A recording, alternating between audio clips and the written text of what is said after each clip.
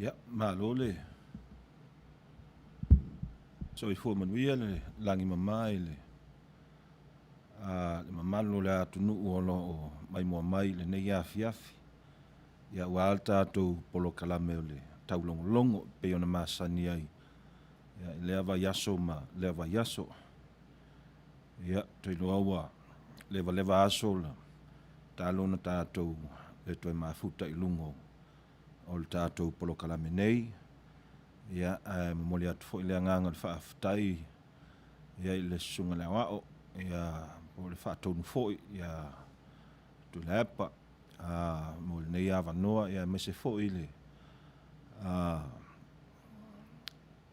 ia tatou vaega o le siufofoga o le taeao fou ia latou masani ona faauauina foʻi le taumafaiga ia o loo le lava mai le suga i le faifeʻau ia tanuasa ia ua foʻi gasegase o lenei vaitau ia i nei Amerika o le vaitau o le winter ia ua mata foʻi ona taumalūlū le ia le tau lenei taimi ia o suiga lava o le vaitausaga le ua tatou oo i le vaitau le faiuga le masini o le nei tausaga ia e faafetai i le alofa ma le aga lelei o le atua ia ua toe maua se avanoa ia e faasoa atu ai le lenei afiafi ia e ala i le mataupu tau faaleagaga faaletusi paia ia e pe ona tatou masai ai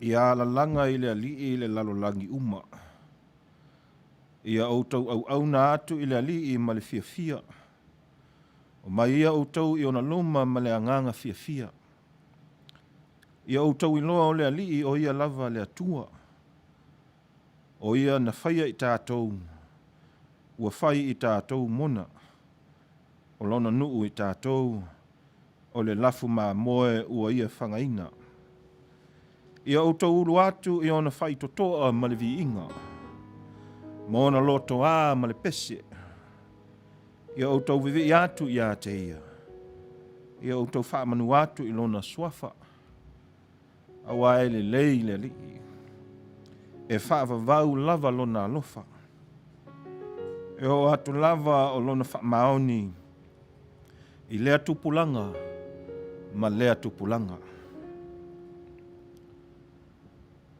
nei i Amerika o lea ua o le vaiaso o le agaga o le faafetai o le vaitau e taʻu i lenei atunuu i nei Amerika o le Thanksgiving o le vaitau e toe faamanatu ai le oo mai o tagata mai Eropa i nei Amerika ma latou mafuta faatasi ma i latou sa muamua i nei sa mua i malae sa whanau nei taʻu o le au initia po le au indigenous people i nei Amerika e tele ona whaamanatu ina nei vaitau le ia e ai ele pipi o le ainga ioi ma mafuta faatasi ai ainga mafuta faatasi ai ma i latou ua leva foi ona le mafuta ia o salalau solo i nei Amerika e pei o le tāua o le nei aso faamanatu o le Thanksgiving o le agaga faafetai ia ese lava me ona faafetai ai tagata i nei Amerika la ua e toʻatele tagata ese gagana ese foʻi atunuu e latou te o mai ai ma manonofo maua i nei Amerika o tatou lava Samoa muamua ona tatou faafetai i le atua i lona agalelei i le aso ma le aso ia mai se foʻi lenei vaitau o loo tatou feagai ai ma le faamaʻi pei ona tou silafia ua afāina ai le toʻatele o aiga le toe pō foʻi se lilo le tulaga ua iai le faamaʻi ma taumafaiga foʻi o malo ese puipui o latou tagata ua sui atoa ai le olaga o le tagata ioi mai mafutanga masani o ia ele swinga te lewa tula'i mai. O le toe mawhaiona mafuta a ainga. E fo ia tulanga o whaalawe lave ese pe ona masani ai. Ia inai sio tātou atunu o Samoa. Wa le mawhaiona whemalanga a i tangata. E asiasi a inga, ia le ngata i leo ma liunga. Ia ai ui lea i le tele o le, i le whainga tāo le neiva i tau, ona le wha mai. E taitonu lava ia, lo nei tangata. E iei foi le au ngā o le wha mai. Ua mawhai ona toe wa ai, lo loto ma totoa i le tangata. I lona wāwhea ngai, ma le atua. Toi wa ai le leile tangata ile. I lona whaavai. Toi wa ai le tāu o mafutanga ese ma whanau. Tāu o mafutanga ese ma mātua ma o tātou. Woma. Ma au mea ma mai. Ia le ngata i le aua. Ma whai o na toe whaola ola ai. Ioi, leo langa whale angango le tangata e mafuta ma le atua. E ala i le tatalo. Ala le faita wino le tuspa ia. Te lea o taimie, e nao le asa e faita wale tuspa ia le tangata. Ia e tati tia asi tuspa ia i lunga o le kesi, i totonu o lau fale. Pei wa vea le vaita o le wha mai. Wa mai wha atasi ma toe. Toe matoi on mafuta mwha nau ma, faita wale tuspa ia. E pei o aso ana mua ina i o tātou tua a. Ioi mafuta ma le tuspa ia i le aso ma le aso. E o leisi le au ngā o le whamai wa tūlai mai. Ia. Ai le mawhai ona tu ole anga le leo le atua ia i tātou. Ioi, me se tātou lo mai mua mai, ne ia fiafi ma. Te le o le a o onga o tātou maua mai. Ile nei tau sanga atoa, mai le wha mai. Mai se nei vai tau nei Amerika. O le Thanksgiving. You give thanks to God for continuing to be with us in our times of need, times mana o mia ele so soani. I o tātou malo sisili lea, o le atua. Lai lava seisi mea mwhaion tātou tua iai. Ia wa e wha moe le tangata. Ia, e anu mutu, e anu vai. O le tangata e tu maunan wha vai le atua. Pe manu losi matangi, pe tele ia wha fita auli o leo langa e tu lai mai. Ia le mea na e to tonu o lo tangata i teiloa. O le atua e te le, e le o se atua i titi. Ai o lo fa wau pe le anga le leima le lo fa le atua ia i tātou uma. Ia o le whaula o le nei vai tau ma le nei taimile. Ai le ia matalia le tātou polokalame. Be thankful. Be thankful ia tātou la ngona le anganga le whaaftai. O no mea iti. A whai olo o iai lau ta vale. Aftai le atua. A whai olo o iai se ngā so ngā luenga. Whaaftai le atua. A whai olo o maualo mālosi. Whaaftai le atua lana o le mesa. E iei istangata they're not as fortunate. It can always be worse. No tātou vai a pele anga le leo le atua ia i tātou. I le aso ma le aso. Me le whaaftai ai le nei a fiafi. Ia ua whaavanoa ia lautou taimi. E tātou te mafuta whaatasi ai. Ma tātou whaasoa. Ia aile ia ngata o na matal tātou polokalame. Se iau whai es tātou talo. Ia o na tuatula i el tātou whaatonu. E nā te whaawhailoa i atu. Ia ma whaauawai fo ia nisi whaasalaunga. Ia ele nei a fiafi e peo na masani ai. Ai se o tātou o mai whaatasi, ma tu whaatasi o tātou loto mo tātou anganga. Se o tātou talo i le atua le nganga le whaaftai le nei aso.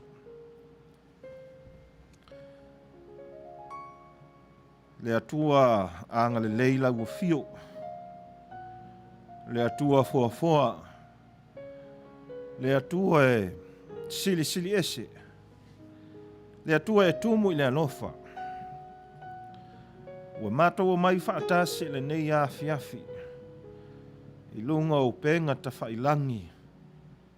E ala le nei polo kalame e peo na masani ai. Mātou whaalata lata atu i lau fio. Wai mātou te tautonu le atu ai. E ui le tele o whaafita uni o lo mātou. Whea ngai ai. Tele o lui o leo langa. Whea ngai ma le tangata. Ai mātou te la ngona pele nganga o le whaafitai le atu ai. Ono lo wanga le lei mai pea i o mātou tangata whaatuatua.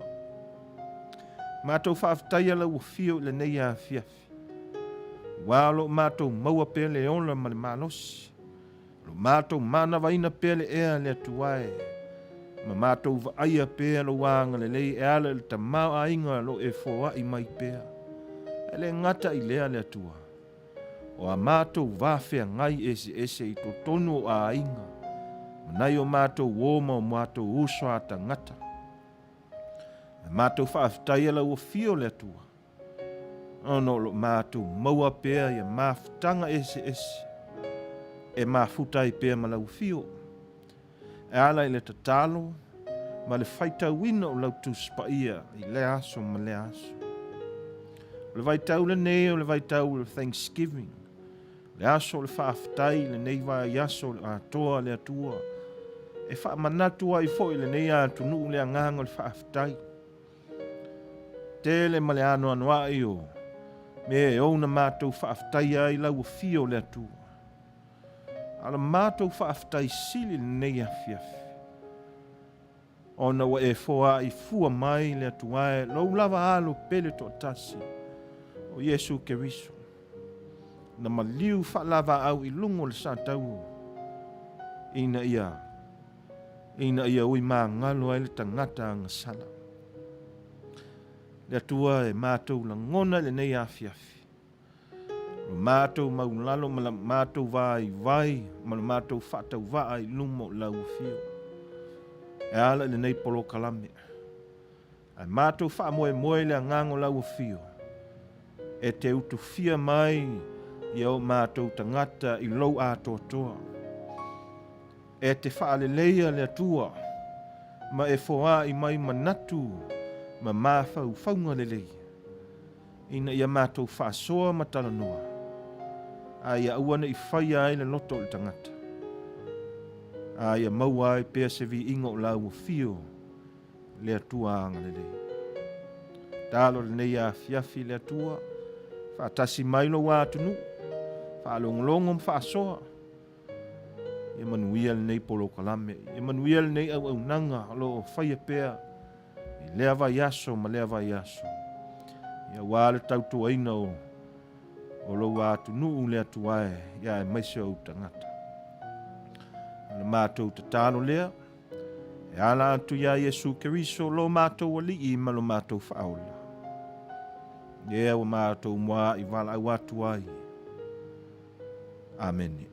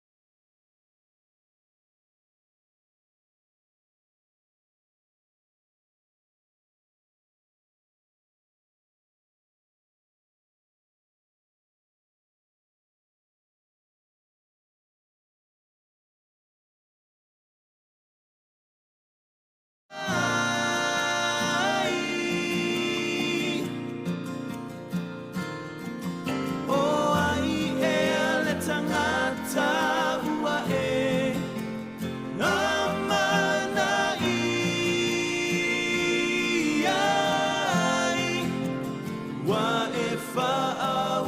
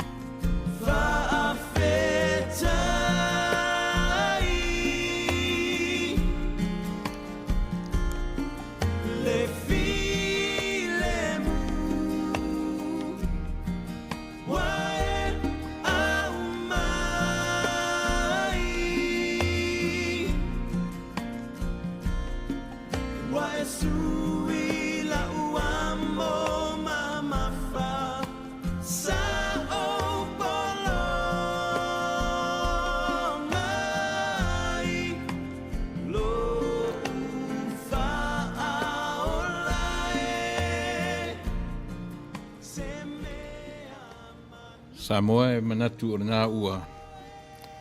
Mai a ona o tātou aveme mtau tu sā, mo mori fo ila panapa o malo, ia e pei o na whiangai ai, le sunga le whawhiangainga, ia ma tātou tauranga si itia a matari ai tātou por kalame o nei a fiafi, a o le ila ale vai, pe si I se lima, ma tu te whapeatu. Wana o le whawhitai lava I le atua. E le lanu lo tātou rii ma lo tātou mataisili I nia tātou upu matala. Pe alu le nei aso, to e ao atu le pō, e le mawhai o na lanu, le anga le lei siri ese o le atua, I nia tātou upu. E pau a lea o le anganga whawhitai. Tātou te momori atu I le pale I vi inga, le ovi inga umalava, e tusa o lana wha pale pale, ma lana whasoa mai I a te oe, mai maua, mai tātou uma. E nganga maualunga le sungat whawhenga nei, ma lana au auna, ia, ato ai maso unofano fuatu, e ma te whaatalo fatu, sa moa, ia te oe, I le suafa manu malo tātou mataisili, tātou ri whaola Yesu Kiriso, ia e tusa o lona anga le lei whasoa, na te leo leo mai ma pui pui mai lo urufafo ma lo urufale, mai atu fo I le tae au anga I atu le toa tele I maota malawa, whea ngai ma, whe au ma ngā ruenga ore nei aso ia e afuai o na mori atu la ngang whaftai e tusa o loutou lava pale mai ia mane mafuta mai le tinei I tu aso. Aore vi inga lava o le atua e tusa o lana pule whasoa, I loutou soifua ia ma lo mātou ola e afuai o na o mātou amata mea I oe ia nā fionga, ia o se tatalo, ia e pei o na whita I tunga iai lana au na nei, sungan whawhengainga ia Reverend Pausa Thompson, ia o ia leo ua whatautei ar tātou por kalame I le nei a fiafi. Ia, male nei, se teimi foi o mua tātou tau mawai, ia whapea lava o nā ngari lei mai le atua I lana whasoa. Ia, tātou whasoa ia nā fionga, e leo I le whaiwhi au nei, ia po I maua se ātoanga o ana fionga. Ia e a whaitu te le mwhai o nautou whasoa mai, ma tātou whasoa whatasi. O le whamue mauarunga o lo tātou tufa, ma tātou whasoa I nā fionga. O le mea siri lea o na tāua mo I tātou. Uma mo ni ia fiafi, ia whatar whatu I le suafa manu malo. Kiri sotu atu lewa noa, I le sungat whawhenga. Ia e amatalia le por kalame o ni ia fiafi. E whaftai atu le sunga ia tulepa, ia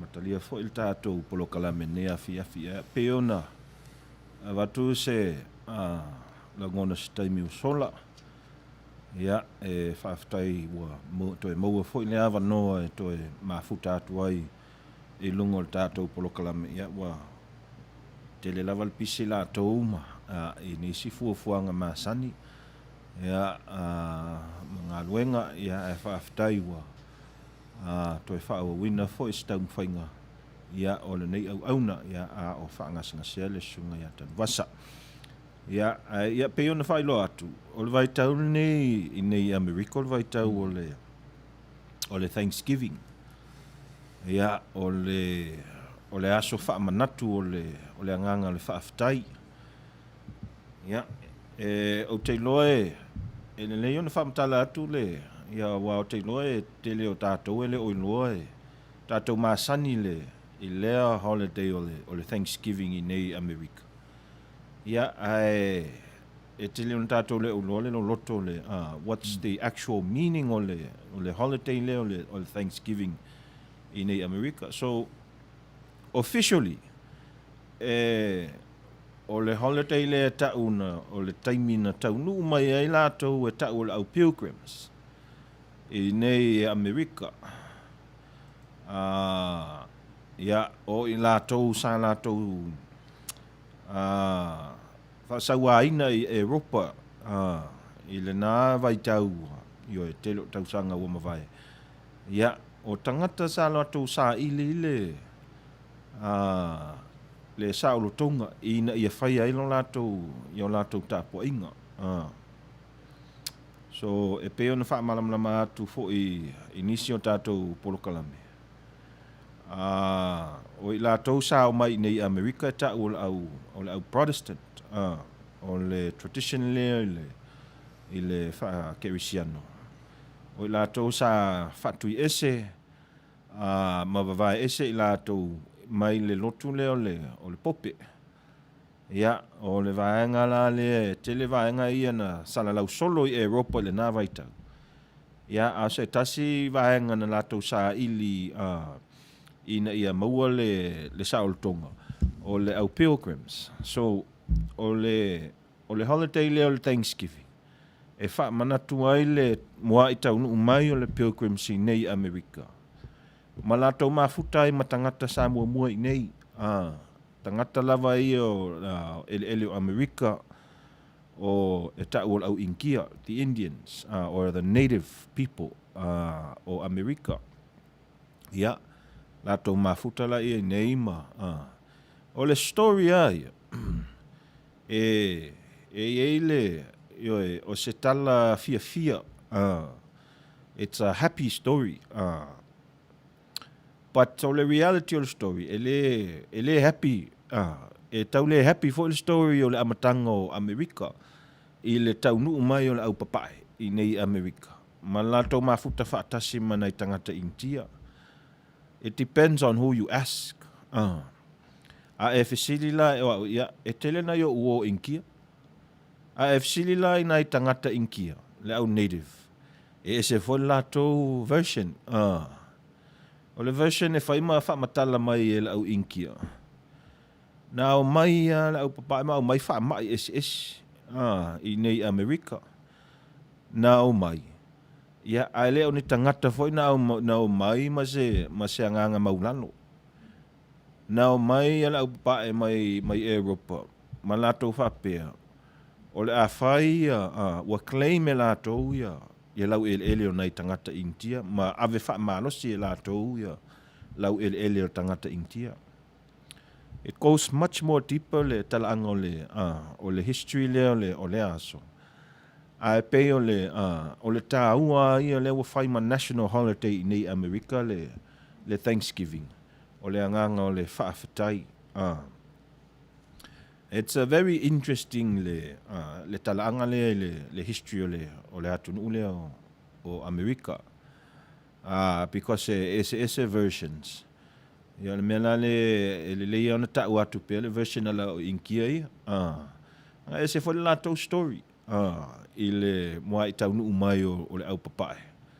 Ia wa lātou sa ili ma ia fia maua le mene ta'u o le religious freedom. O le saolotonga ina ia whai o lātou tāpo inga. Ia le mena le wa ala iona o mai ia na taunu e fo le ta'u so o le Plymouth Rock e le masani ona ta'u ai na ta'u nuu mai ai tangata ia. Ia ma whai Amerika ma lātou ma lātou nuu ma lātou ainga they adopted the America as the new home o lātou wana nofo maua I nei Amerika. So that's the Thanksgiving in a nutshell. That's all they say. Whaamatalanga pu'u na ia e ala I lea holiday o le Thanksgiving.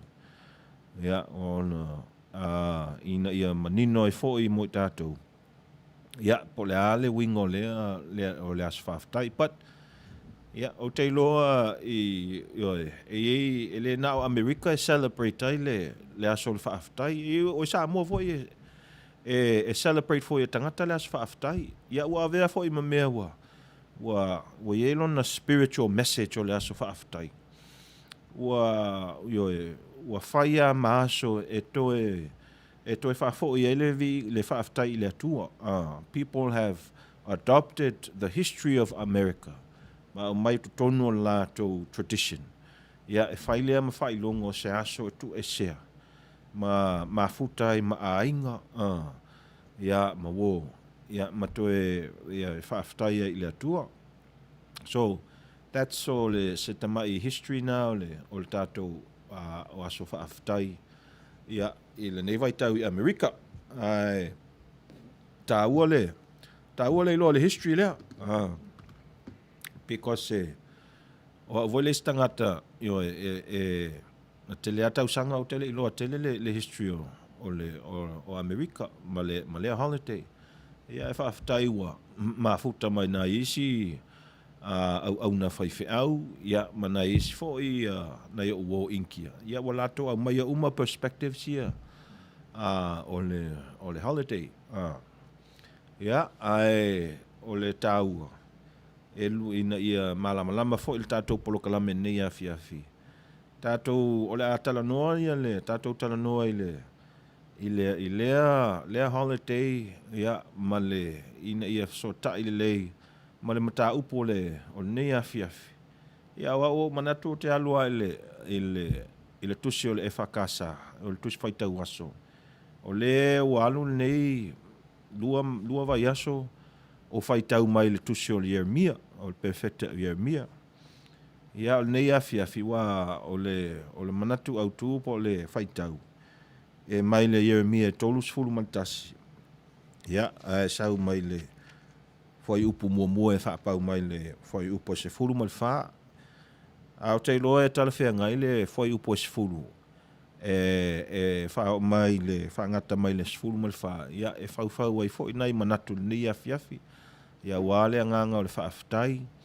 Ia ma le anganga o le nei vai tau o le Thanksgiving. A wae ina ia manino foi. Ia o tangata nei o Israel ul tuspa ia o tangata they were not always thankful. O tangata sa whalong ngata yo o ingata foi nei tangata o au Israel ul tuspa ia. Ia ai o me o na toe faitau matatou toe matatou toe asi tua ile tala anga le o Israel ina ia loa. Ia ia le au nga mo le nei taimi ina ia wa fa pena o matatou ia lua falong tal tangata ia wa ingata fo ia le tangata fa tua sometimes le fa ngofie but only time me fai ona tatou i no le anga le leo le tu pe tatou pass matatou toe manatu ma toe va ai tua i le anga le leo le atua i le olanga le tangata i lo ainga ia ma se atu nu fo ia se vai le manuia wa au mai le atua le ne atu nu Amerika mai le tamai maftanga yo fai mfa manatu o tangata mai Europa ma nai India o lea wa fa manuia le atua le ne atu nu Amerika. So that's another reason in Faima Manatu America le holiday le Thanksgiving to sit back and look at the history. Yeah, no trace la le history. Ma mea ese wa Manuia le atua le ia tunu ia me se foi tatou i Samoa. So o vaanga i lu o tatou polokalame le ia fiafi. Manatu pe tu atu ia il tatou fatonu. E tā mai son pese se pese e na ia tau whaalusa il tino o tangata le nei taimi langa o le tātou o le atatou o le vai tau malosi o le aipa o le taimi e whaauau ai le a mata mai a le astofi a lua tua ia malas le weekend o le vai o le taimi nei a mawaro a lue whaisau exercise stretch like titi and then we will come back. And let's talk about Jeremiah. Let's talk about the history for your le perfecto Yeremia. Ia ma le ma me o na tatou va ia fo ina sa faia i le atua i le nuu o Israel ina whalong ta ia nei tangata ma latou fulitua i le atua. Ia na ia le anga le leo le atua i nei fo i tangata o le au Israel. Ia, tu lepa.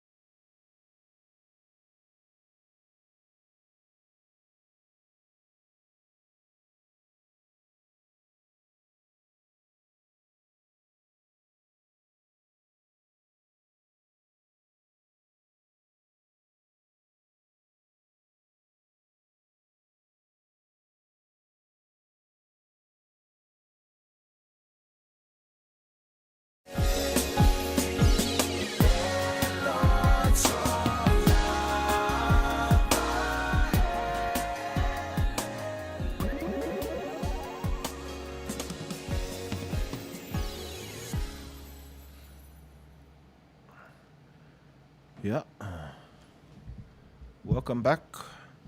I le tātou polokalame nei a fiafi. Ia o le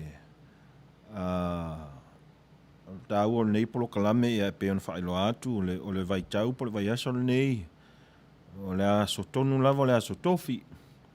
Ia e wha manatu ai le holiday le o le aso whapitoa ta o le Thanksgiving i nei Amerika.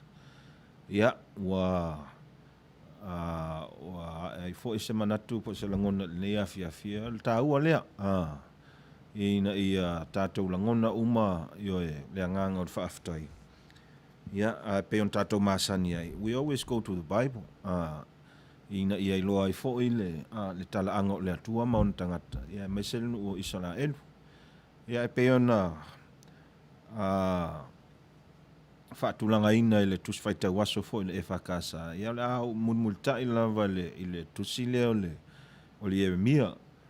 Ia o le Jeremia e tonus fulu maltasi le ua au maia. Ia a olona foi upu e tasi ia e whaapau mai le foi upu e sfulu mal wha. Ai o te fia whaunga ina le foi upu ia foi upu e sfulu e whaapau mai le i le sfulu mal wha. Ia e whau ai foi ni manatu nei a fiafi. Ia wal tātou maftanga. Ai o le a o whaita wina le tātou. Ia foi upu ia sfulu e whaapau mai le sfulu mal wha. Whafunga mai ia fionga pa ia le atua. E nā wha longo mai ia i le awhionga le ali. O taunu ue. Ma ia o tau tau atu ai i nuu tū mtawhanga e mamao. Ia wha pea atu. O le na wha tā pea peina i Saraelu. Nā te wha poto i lātou. Ma leo ia te i lātou e peo le leo mā moe i lona lafu. Awa ua lawe ina ia kopo e le alii. Wana whaatauina foi o ia ai le lima o le o sili lona malosi i a te ia. E o mai foi lātou ma lātou ala langa fia i le mea mawalunga o Siona. Lātou te ngā solo ane i mea le leia le ali. Ia mau ai le saito ma le waina ma le swau o tamai mā moe foi ma tamai povi. O lātou loto fo i e peo se whaatoanga ua wha susuina e leto e vai lava i lātou. O na oli ai lea o le taupou i le siva. O tau lea fo i whaatasi matoia ina. O te le ua fo i lo lātou whaanoa i le fia. Ma o wha matala loto ia te i lātou, o te wha fia ia te i lātou sāti ngā i lātou, o te wha maalilie manao o le au whai taulanga i mea lolo. E malie fo i lo nuu i au mea le lei. O lo whetalai mai ai le li, wha manuia mai le tua i le whaitauina o le tātou tuspa ia le nei a fiafi. Ia, o le tusi leo le Jeremia, ia. E peo na, e le sipolo kalamene na ufa amtala, le tusi leo le Jeremia, it's o le prophetic text, o le prophet, o Jeremiah.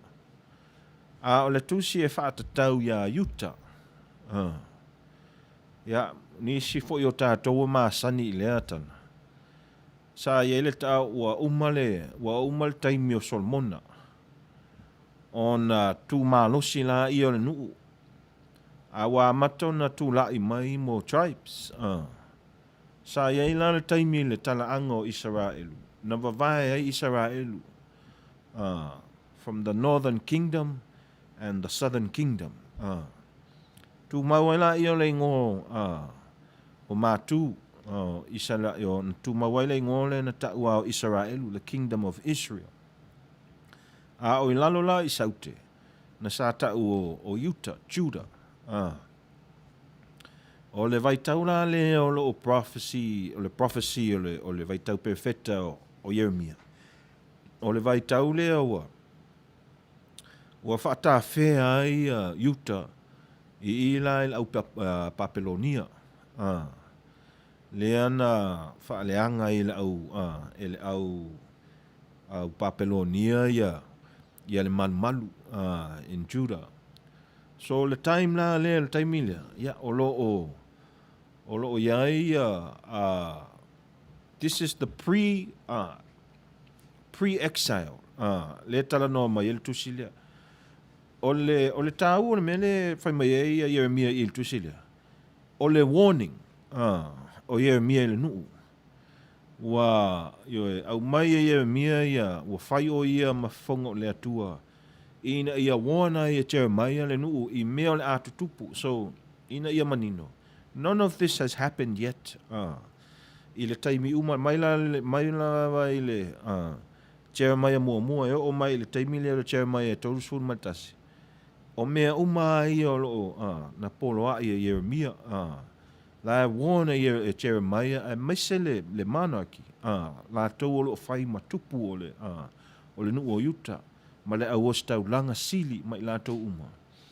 Please, return back to God. Toi fo'i le atua, ioi. Awa le vai taua, wa te leo na influence mai, ya.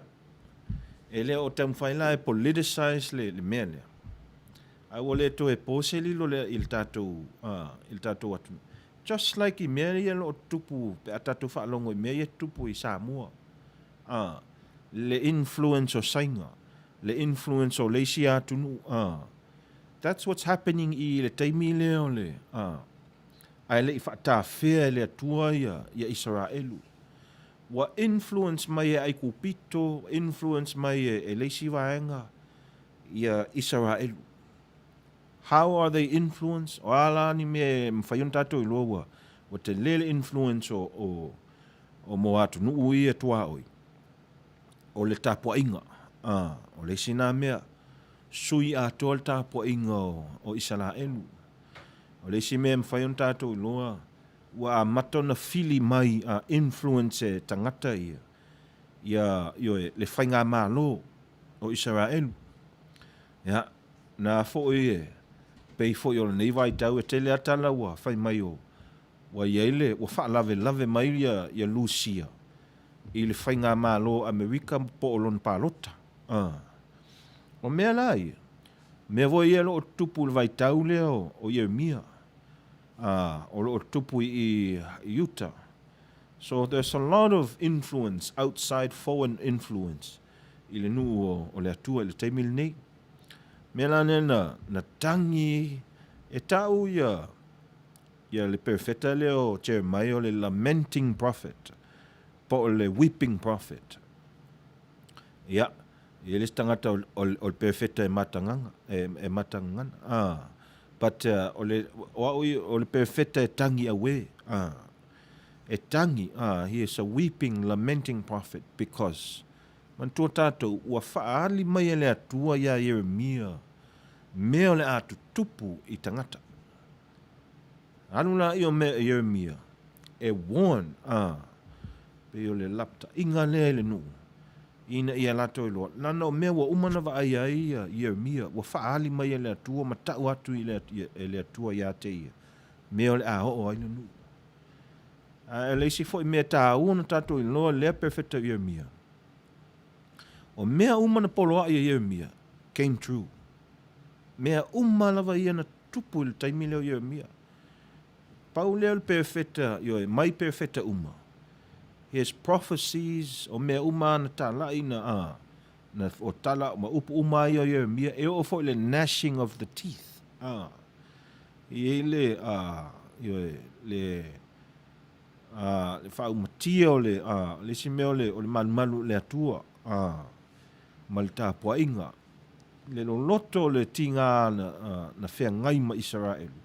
All of these prophecies came true. O le si mea le na launga I fo I no point out fo I se mato ngā luenga. O le mea le o le perfecta, I le vai tau le I Paleskinga. It was a job.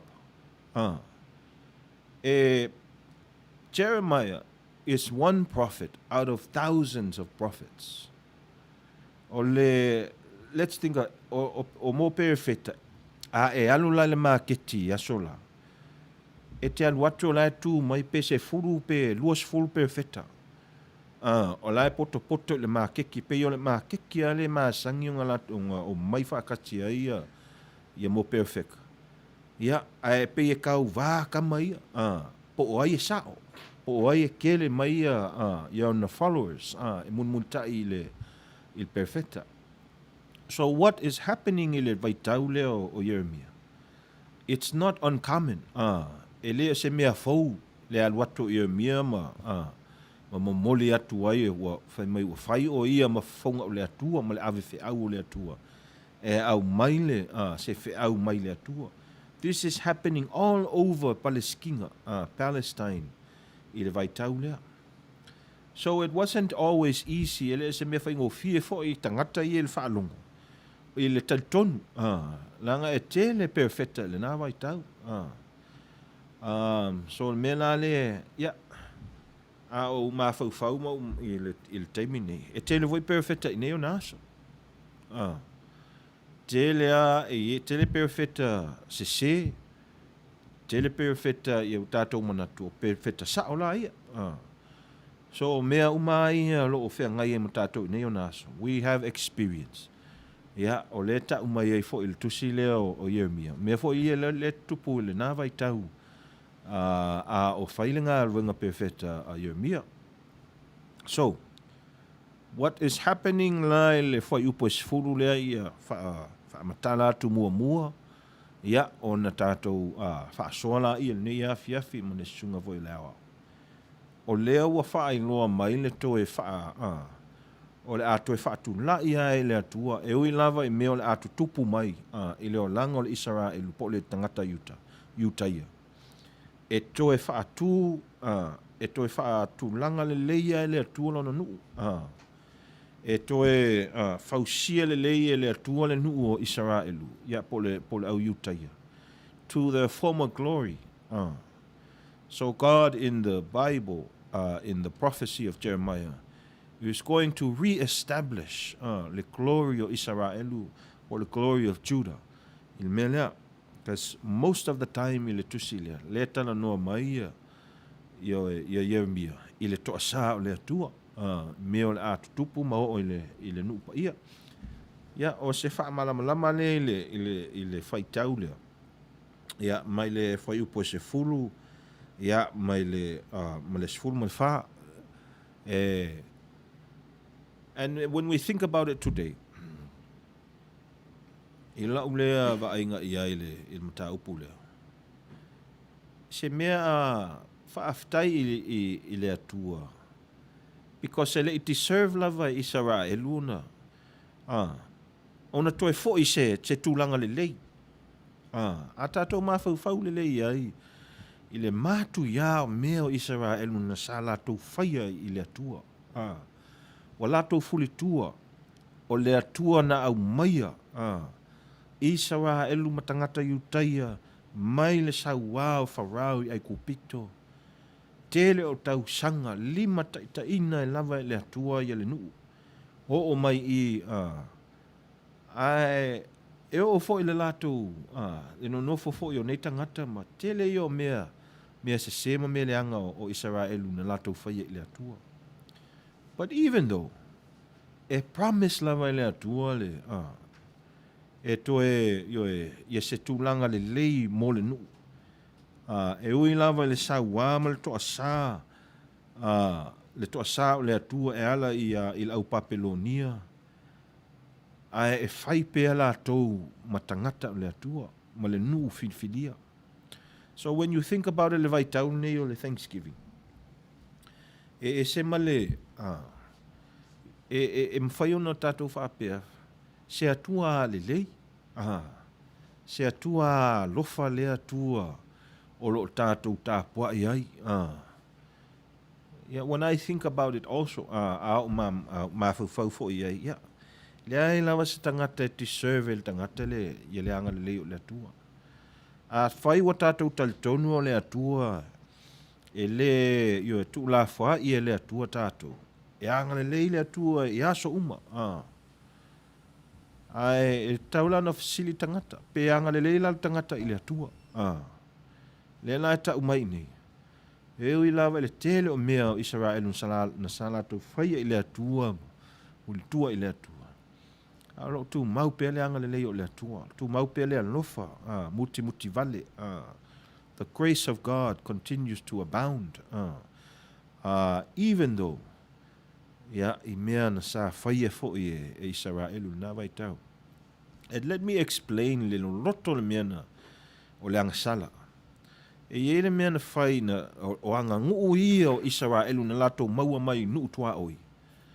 Na lato, lesi mea maasani na whai la o Israel.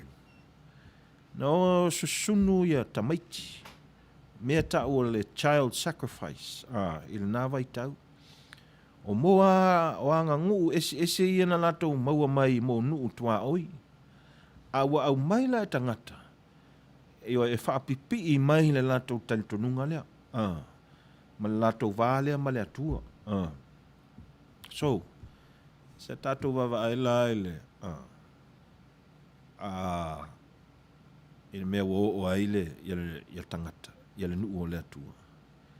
Ele nofo au mai le tala le ia Abrahamo ma Isaako. Ioe, ele mea lea ua o le ia le fasioti e Abrahamo ia Isaako.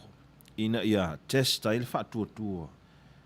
Ele nofo au mai e whaapena le tusitala le, ioe, ia le tala lea. Awa o moanga nguu ia sa masani ia no mo nuu whaapau ia so la. La tau te le tonu i le atua. O isi ia o la tau a nguu. O isi ia e ave ioe e susungu i le afi tamaiti. E pe o mo tau langa fo ia o tangata mai a whanau mai. Ave la ia o le pepe. Se vai la tātou tu lau lava le. Ia le tātou polokalame le nei afi. O le mea lea wana le loto na leo le angasala na o ai Israel le nā vai tau. Ioi. O fo i le child sacrifice. Na whai e nei tangata. Yeah, you really have to think back. Yeah, mwhaaftai i le atua, i le anga le leo le atua. Yeah, i le tangata. Yeah. E wawai atu nei o le tau ua whaatasi maia na isi tangata i lungo le tātou polokalame. Yeah, te loa le taimil nei se i whaia se tātou mālolonga o na se tātou pese. Ia o na whaua waila i o leisi waenga o le tātou whaasoa. Ia ma whailoa i atu fo i le tātou whaatonu nisi wa au wai whaatasi mai lungo le tātou polokalame. Nei a fiafi a iei fo i se fisili lem tā upu. Ia i le second half le ala alu atu. We will tātou focus atili i le nganga o le whaaftai mo le nei vai tau. A se whaamatala la i titi lea, whaamatala la i titi lea, whaatau le tātou whaitau. Ia me se fo il tusi leo le o le Yeremia.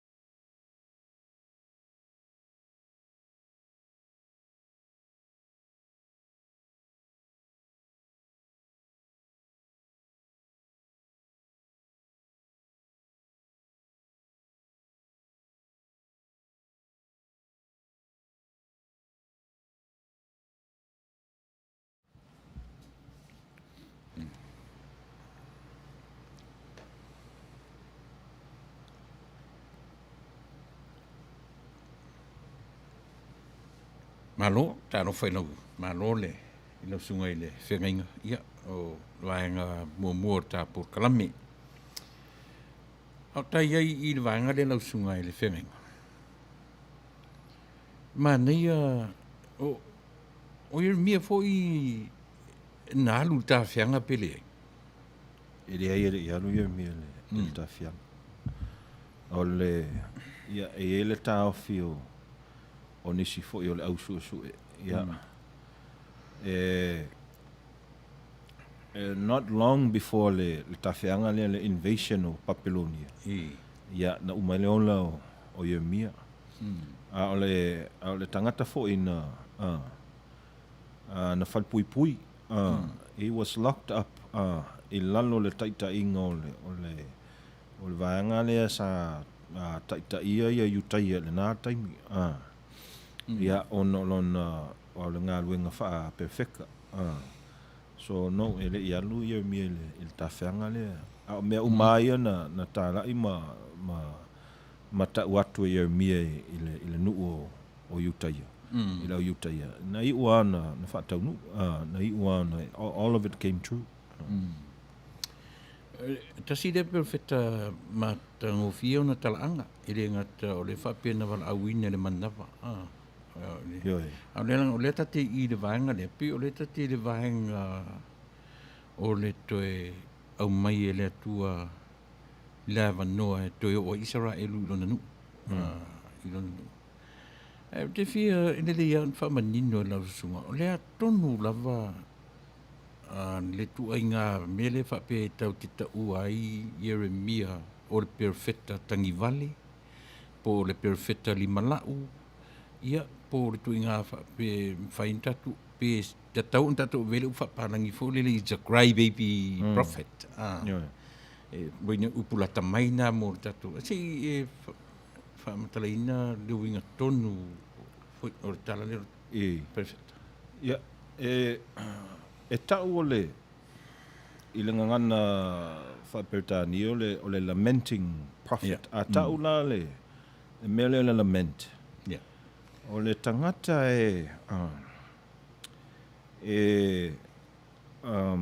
it's not the literal understanding o le mele o le cry o le weep. A e tangi le fatu. E tangi le anganga o le perfecta. Ia ono le one thing because o le human side na o le perfecta. That's one thing. Ia a tatu e masani anu tatu a tatu whaitau perfecta. Ia e tatu te wawa ia le tangata e pa ia. But e fo I le tu whaal tangata o le perfecta. E whai a ma show up le tu le perfecta. I le alofa. The human nature. Because le ma whai le tangata na. You cannot understand fully le tua. O le mela le ta'ua Yeremia o le perfecta e tangi vale. E lima lau. O le tangata langa. It was a very huge burden. E te le ngā luenga o lea perfecta na sa whea ngai maia. O le momoni o lea whe au. O le whau matia le atua le. Malu o le nuu. People are going to suffer. E le si to inga manatu o le perfecta lamenting prophet langa. E le tu whaal mata upsisili ta o mo suffering servant sia. E fo ile manatu e whaatau fo ia Yesu. O le si le suffering servant. Mai o le tradition la le lo whaau ai le to inga mele o le prophecy. A whai o oeo se perfecta moni o le atua. E te safa. You will experience I leo langa. Suffering. La le wingo le suffering. E te le tangata o le a latou. O le a vea o e matangata. Fula e peila o le tangata leo Yeremia. He was like a crazy person. E le mwhaila peila tato I Samoa. E ina I tangata I e leo ato ato le maa fau.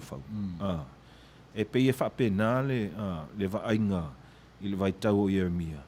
I tangata la ai mesele i le vaanga i tamasao i au e ta o au Jewish elites i na vai tau. Yeah. That was le winga lava le o le crying o le weeping prophet po le lamenting prophet. O le tangata e tangi le loto. Tangi ona ya nanga wa whaonga le atua le tangata. Alesi mea. They have seen what God has poured into them. I le mea le a o ia lalulangi matangata. To see that is not an easy thing. E le se mea whaingo fie, because e upset le mea le life, po le, e tau le, the normal, everyday happenings o le life, le whātua. It also ruptures, it shakes le foundation o le whātua le tangata. Pe a whaali mai e le atua se me se perfecta. Me la le whapena e te leon tau ia mea o le weeping prophet. Because he has seen what God will do I tangata. E foi leisi tu, e foi le reward o le perfecta. E sacrifice a le perfecta lon tangata o i le lalulangi. Because sei lo le perfecta. A whao ngā i e whaima a le au le atua. E reward a le atua le perfecta lea in the next life. So le mela le i le tuspa ia ia lato.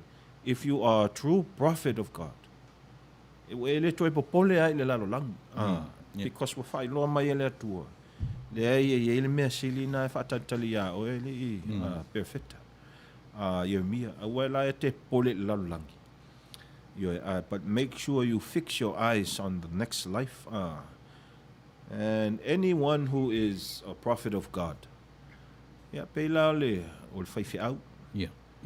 O whaifi au a ia, e iei taimi e launga mai ene whaifi au. O le whi au e whamaro si au. A iei fwoi taimi o le whi au e tu sawa. E matua ti ngā le whi au o le tala le lei po le launga o le whaifi au. Because it's straight shooting, that's prophecy. Whai o oe o perfecta.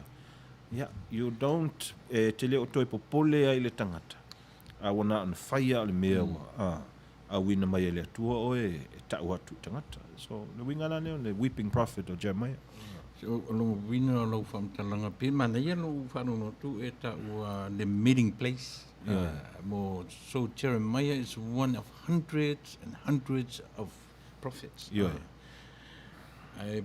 O le ai fōringa mai le to tele ni perfecta le lei o lo tau atu spai. Au lea pi o nei whamtanenia ma whai no e whai tau se lau to tele perfecta. E tele perfecta. Il vai tau lea. It was like a job. Yes. Langa o manai perfecta, e eisi perfect. E mawela tau tupe. E ola tama,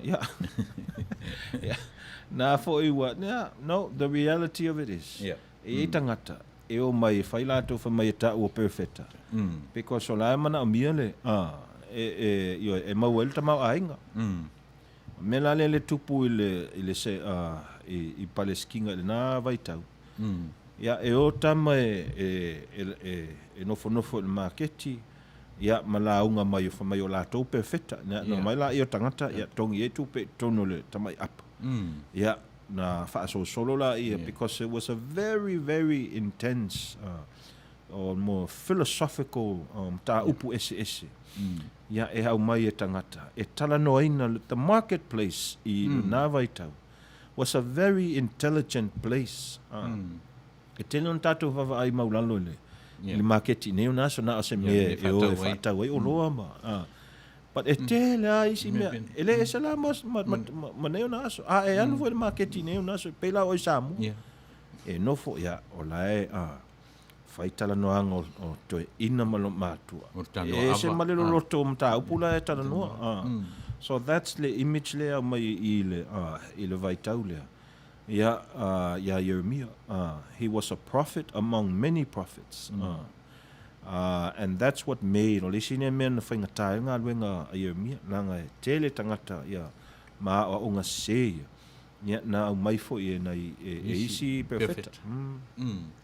Pe tau na o perfecta la ta tau pe wa a ta ulingo perfecta ta siano no fa winga ina ta to o melele. Au le la mo tinoa. E to tele fo au perfecta pe on ta o to spai. Tele. Yeah, there's a lot of and leisile reason yeah, bail out ne nas. E ia tangata i e le meta o le ministry le ngalo ia tau ngalo ia le ngole o to inga evangelism le tatou te vava ai i lungo le TV ia anu mea tama ia fai umai ia yo make sure you ia la fo mai lo tupe i au mai se me yo ia you te leo fa masino but Watana. yo that's exactly the mele na tupu le vai tau i paleskinga o mea see it's different now it looks different but it's the same strategy o lai fa nga e perfecta i se we cannot get away and say ele ni perfecta se no Tele yo perfecta se la langi taimine. Tama ia o isi perfecta se wa tau wa ia inu ma ia tu nu atato vava ai fo le mele o le religion. Eva ai o mo tau wa umon la langi. Pito sinio na leanga mo tele ai tangata wo feoti o religious wars. Because o le prophecy perfecta se ia e tele e alu ale nei po o tātou talanoa i lemta upu but ina ia iloa there is false prophets and true prophets una mana ia la vale malama to ai i le mea wala i ono ta ua le perfecta le o le perfecta is a whipping prophet ia ta ua upuro tatunga ngana le sa ua upuro le awenga le awe ia po le oi wau o tangata e o ia na ngona e o ia na whaalongona i le ai atu ia Israelu maana so ngatu la fo o le prophet the prophet takes on the identity of God a fai e tangi we le perfect a fai e tangi vale pe whip le perfect e whip fo ile atua e lament fo ile atua o le winga na le the prophet never puts onga ia identity a o le atua that's how you know le prophet e true o le perfect sao so le winga la le o le manatu everything o la tau fai ai Yeremia o le reflection le o le atua ata to fai tau fo le tusi le Yeremia e tangi le atua e matua i tangi le atua ona o le matu ia le tele o le male ano no i o le angsala le nu o le utai o Israel so that's only a reflection o le atua winga in other words Reverend o le tangi o le atua reflect mai i Yeremia ba le tangi la ona le mesa o ai si perfecta ngeo ngaso ia e kangi o le mese e kangi o la manga al kupe ia la fa kupe ia fa ku mo le kanga o le perfect se you know we cannot we have to be honest o le mea ia lo kula i mai mea lo kupungi o ngaso we see it all i le kuspa ia ele ai mas no o le kava uma le kuspa ia mea ia ia a ko fc mai ka ia la Reverend la me we fa la ngale sa kuspa ia la me we fa la ke kala i perfect se la ngale ke le voi kuspa ia perfect se le fa makala mai ia kuspa ia ele me fa inka ko alu ese malem ka upu ko se ia e fai so ala kala le ma ko fo ye kale si ele e ma fai onga yo a inga lo kanga ele me se i lo langa ko ngai fa pela ia o le me sao Whai me se me Ioi, sao. e whai al me se mal me sao. O le mea la le, that's why e whai mo whai, o lau le, kaulongo fo I kanga. Have a smart faith. Awanga I valea lo wha kua. Awanga I fōa I fua lo wha kua. O le mea nga wha mea lofa mai e le atua il tangata. You have to take care of it. Be smart about your faith. Anga e saua e ele isi to inga pewheta, po le isi to inga whaiwhi au. E take advantage. Ne o tātou I loa. E whaiama tātou wawa ia I lungo. Maise nei Amerika. Te leo tama se I lungo le TV. Ia, o whea se mea. A tātou whaitaula I le o langa o Ieremia. Ele ai, o le tangata e nofo I le vau. Ele ini whale Manuia. Ele se tupe o le tangata. Na avena. Toi titia. Na whale pui pui. Na saua aina fo I la atona. Na taita ia le nuu. Ina na vai tau. So, whea la le tuspa ia o whai mai ai. If you are a prophet, you will live in comfort. You will have wealth. Worldly wealth. Le tamau a inga whale anganga. I mean, whale lalulangi. Nothing whapena lo saua I le tuspa ia. Ta ilo ia I tama ia neo na aso pe whawheo na lato justify lea I to inga manatu. Whaingtala lea. Because play all the prophet for a loyal prophet play with your emotions. A loyal prophet ale le to inga prophet le mfaiona mawele. Vanga e o maima if you mawele la to tupe. They know ole la to craft le. Ele se me na no mai no. Fai le leisu esu enga kama ia ngo mai la ia fai la ko ia la ko la unga ia e mga mia I fo ia le sosoangi. So this is the ole wingol tala, the person of faith, tangata fa longo. You must think you must be very careful of who te fa longo ia ma etal tonu ia Nangol tele yo me se o lo tatou fa longo ina fo nei vai tau. I lungo TV, ia me se fo I lungo internet. Ieremia, Isaia, Ieremia, Ezekielu. Ia pi o kamakikele ia. I le whea ngai o le aeta o tatou o major prophets. So o le whea ngai ana o le mia le la tanga I mai I whai upuin ta whaitawina. Se furu masumatasi. Pese toi wha manatu a Ieremia, au lea la pi fōringa o Ieremia, I yalu le mele, I yalu ta whianga. Au lea pi na te toi wha manatu e au ina toi ave, o tō e lea tua I le nuu na wala uina I oto. O le restoration. O le mele tala noa mai ai le se upu whaafoisia. O le restoration o le toi whaafoisia le atua le ialona nuu. Mantua la. Everything o le tutsi mai ai, le sau il tuspa ia. E o fo ia Papelonia. E le ona so lato malosi. No fa ta fea ele nuu. O le wala ui. O le atua, wa whao ngai le atua Papelonia. E panisha ia Israel. Whao ngai le atua ia. E le ngata ia Papelonia. Ia maisi atunu malo losi ia msaua na waito. Everything all the grand plan ale o le atua.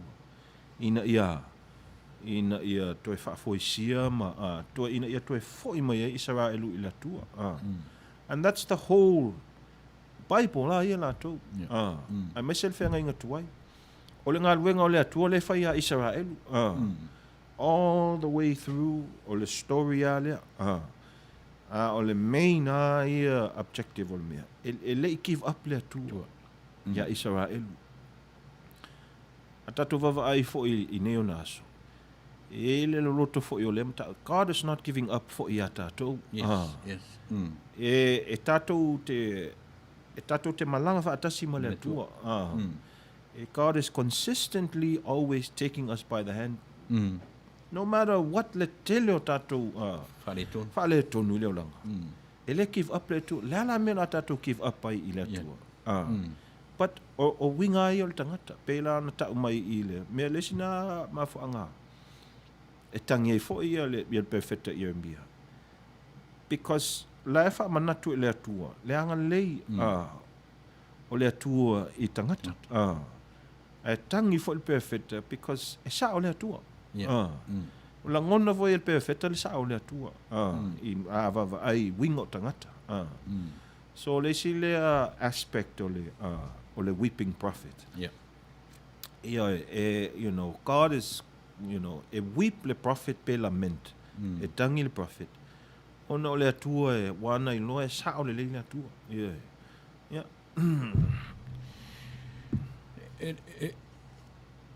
E le whaingofia ia le mata upu le api Manuia le ta whai e tera noa atua le tangata la valengi o Jeremia. Io e langa tau na manino tātou au whanu. Le au whanongolongo. Who is Jeremiah?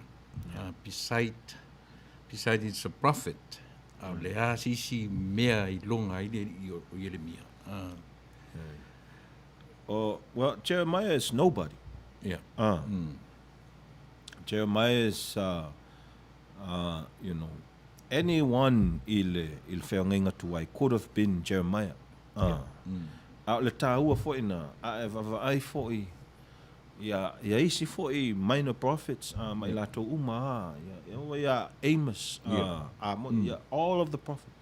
O eleo na tangata, io e te manatu ni tangata fo I e ata mamai. Pe tele ni tamau a inga. Ai pe I o le thema leo le prophecy. E whaonga e tang, e le atua tangata ia. Io e leo ni tangata lau loa nei tangata. Pe maua ni o lato tofi. Ia, e o tele o isi perfecta o tama whai whatoanga. Ai au maila I e le atua. Ia. E elevate le atua le social standing o le tangata. E au mai le atua, once you put on the mantle of God, it, you know, e te alu beyond le mea wa uman whaatulanga le tangata, e whele mea te paua le social class. So le mea la le, e au mai le atua vaanga ia I lalo lava le social class o le nawa I tau. E whaonga e whaima perfecta. Pela o ia mia. Malo whaftai, manei o leo ka mai I le whi upa sifuru lua. Sifuru ai o sifuru mai wha. E tā ua le manatu manengangana. E whangaina fu I e o Jeremia whangai mananga luenga wha perfecta.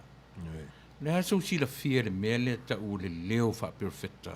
Le wha solo ina leka I tātou I le temi nei. E mawhain tātou wha pia ua ngai ina le aise leo wha perfecta. E kai tai ia le tangata soifua, le ngata le nei atunuu. Matunuu malalangi e o lava ia Samoa. Pe ua telea ina whaile ata mai mane malosi o le tangata.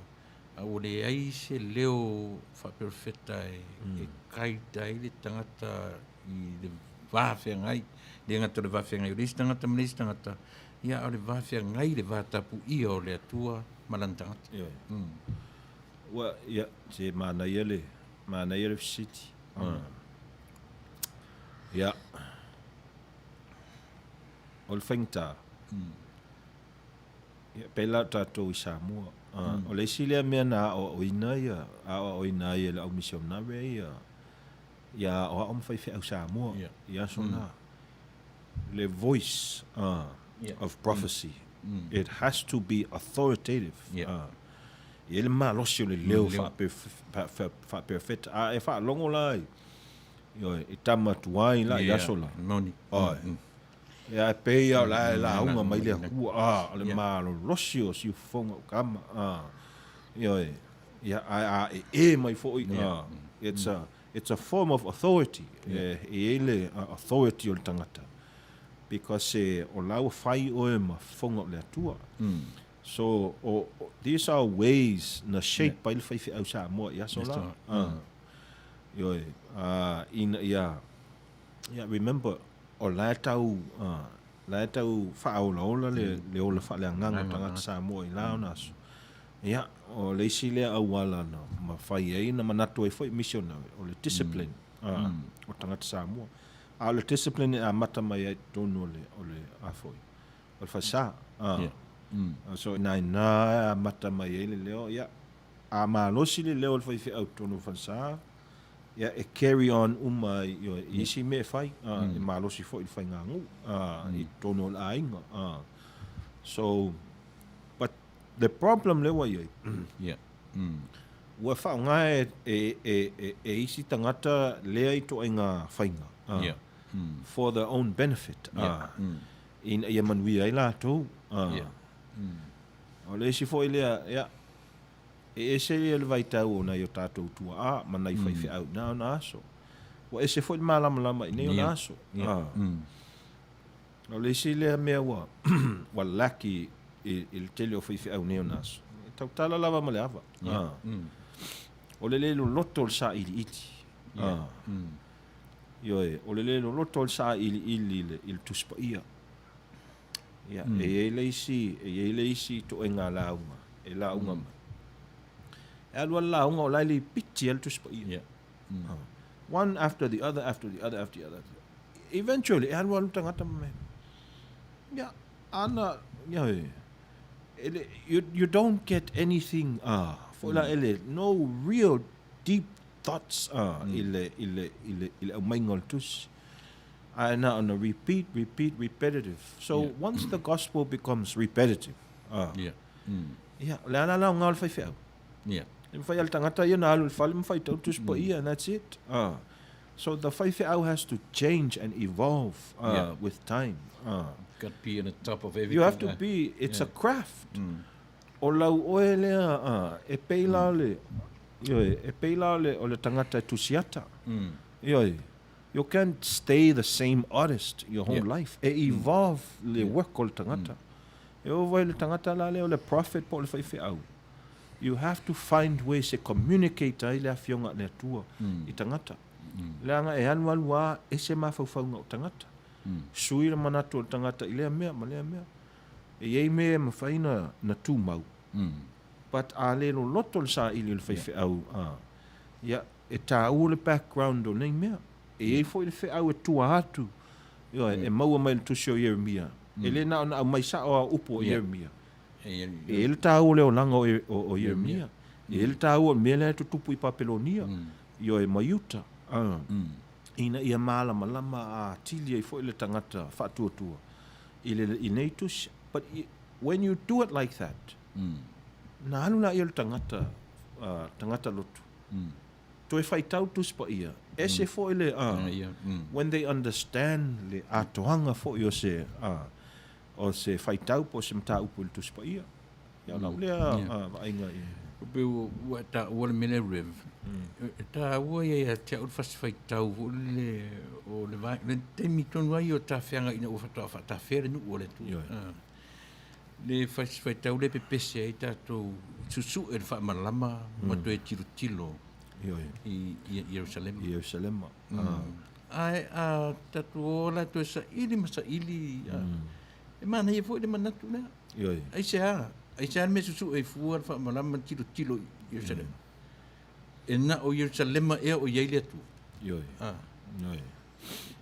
I think o le au mainga la o le whai tau na.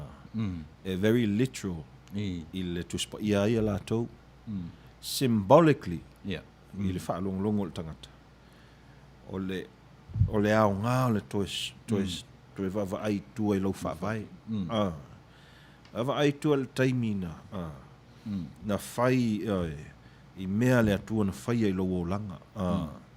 O le au mainga la I le tusi leo le na fo I le fas whai tau na e ta ua mai. it's a constant theme i le olanga o Israel. Look to Jerusalem. Yeah. Langa fo ina le manatu ina vai tau o Jerusalem o le malu malu. Ele la, it's not so much le nu o Jerusalem. Yeah. It's le malu malu. O ina na far west center. Ai wel ta tonunga o tangata le nata. O to tonu o le malu malu le na fio ai le tua. Me na pe ona uta watu. Ele so na o umat tangata e levels e mafaiona ile temple temina ele vaanga le poto mai ia yo e mafaya onga ia mali I luma na la tula ia ele ainga le responsible mo lesi level a o le level la le mua pito silio na pa ia na tamasa ola mafaiona la to tonu mele o le winga la le manatu o inana o le manatu la because yo il mela le pe le Papelonia Subria ai kupito le au lengi mal au loma o le fa manatu ale o le Israel always look to Jerusalem that's where na mata mai le ona fa le nganga fa usia ile tuon man literal la le tato fa nga ile context ni ona va ai tua lo fa vai I lo fa vai le tua Manuia Pio le ua mata o na tatala mai ma faufauga I le tāu o galuega fa'aperofeta e fa'amatala I tagata fa'amatala mai e le atua ia ona o le vaitauā ia o pei o tagata I e middle man I le vā feagai o le atua ma le tagata ua le o toi ai le tatou vaitaimi a o lea lava e va'aia le mea le I lenei fo'i vaega o le tausaga tatou tei ai ta'aleia Pe ana no fifi le fasi merna Reverend ona e Manuia fo I le famtalanga fo I o fa pe ia ata tu tiro I Jerusalem e na o Jerusalem o ile tu o le fo I ile tu ai tonu le tatu te fata fe fata sia male tu ia o le fe mai te talal fa malama tiro e Manuia nei vanga na mo le tatu toi va vai ia se I anga mai ta I le se fululua ma se fulu ma fa I bio ta ai upuna le na tanga I lau sunga I le fenga ta sile me ta o taimi o sentuli o vai taimi na ola mai ai ia le o Jeremia ia ma taimi na piuanga ina toe fo'i o avalo anga nei fia mo le toe fo'i o le nuu o le atua mai le tafianga. Wa tasi le vaenga tā ua o le tuspa ia pi o le whapea fo'i nisi o I le tera te min toe tusi ai tala o le tuspa ia. Tengi o le tafianga. Tengi o le tafianga. Ia Manuia lo toe whamanino si vaenga sia mo le. Ioi. Ia o le pe o le tā ua o le toltasi le sfuru lua le sfuru wha. Ia o le toe foi sia po le fa toe fa tu langa le le atua le il tapo inga me ana sa wai na le sfulua ia se o mai I lalo le sfulu mal fa ai na tau fa malama fo ile ia le mata upu le il tu singa fo I o fa mau uma ia o le talaanga lava ia o Israelu ia mai lava le vai tau na o ese mai ai kupito ia o le taimi la le na fata fea mai ai I Papelonia e peo I na tau na toe na tusi ai le tele o fa maunga ia tatou te fai tau ai le whenga inga tuai mai tusi uma ai o le tuspa ia so it was the final or the composition o le tele lava o le talaanga o Israelu na tusi I man tua tātou ile talaanga o Israelu na yele vai tau na tula I mai ai tupu mata mai ai a Tavita I mean ya Saulo Tavita Solomona na sau ai la ia mal to tele o isi tupu na anua fata fela I o nui I Papelonia no olo I Papelonia man tu wale to ni tupu. Yeah. Ona manatu la io o staulanga. Ole atu la mai la tau e fa mau tala anga o Israel ya mese. Ole faingo le tapo inga. So many of this work they did it in secret. Il vai taula le. Ole me la le fa il vai anga le. Na fa ta fea mai le vai tau, fa ta fea nga mua lava se vai tau le. Ile lima valu fitu, lima valu onu. Tila mo, BCE, before the Common Era. Ya, ole vai tau na tus na whata whea ila ia ma whaumtia la ia le nuu o Israel. So, ole taimina lea, na manatu ila ia o la uos taulang, ole a wha mau tala anga Israel. So, they are keeping the history of Israel. Na toe ola ia i tua e isi tausanga e tele. Ma toe wha matala. E pe ona wha manatu atu fo i la e whai ai le teimil nei. O le melele.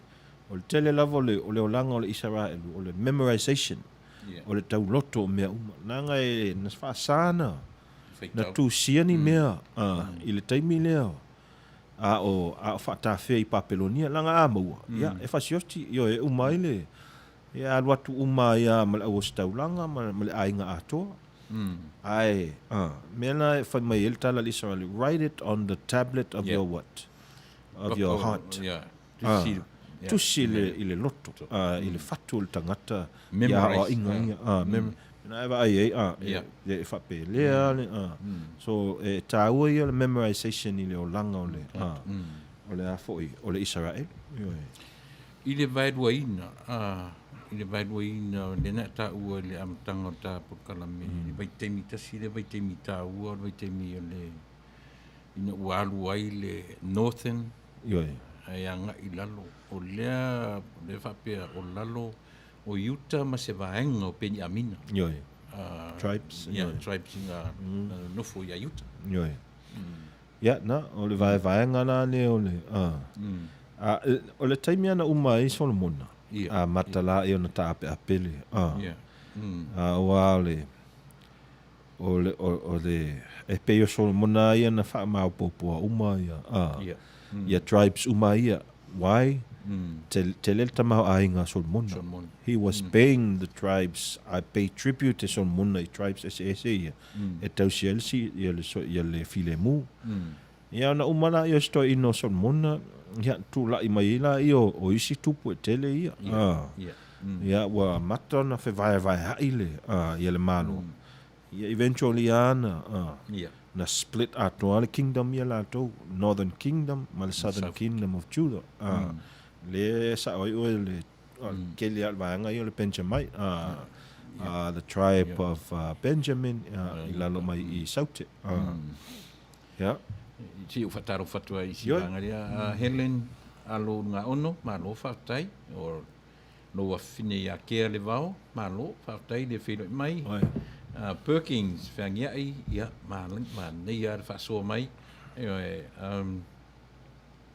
tala peli ya talo fatala fa mai foi tala le sunga de fingainga fatala ya malo le puava al fosio mafuta mai Australia ya fatai tele puava ya le fonga mai Teresa I putau ya malo Teresa tai le fei mai vai ore tu manu atu moe ale ya malo vai tai ya le after mai tatu por klame ni tu la fiafi o lupe sei malo tau longo I lo sunga fa fenga vi ia le tua I dana upu fa manatu fa tai tele lupe ya mo le mafta mai fo tu mai tai tiuli le fi fatai so fu Manuia na sunga Manuia por kalame ya vi ia le tua fa tai tele tiuli io e Perkins malo Perkins le te fai atu te fai stata la tatu sina fa mole ia o perfecta ranga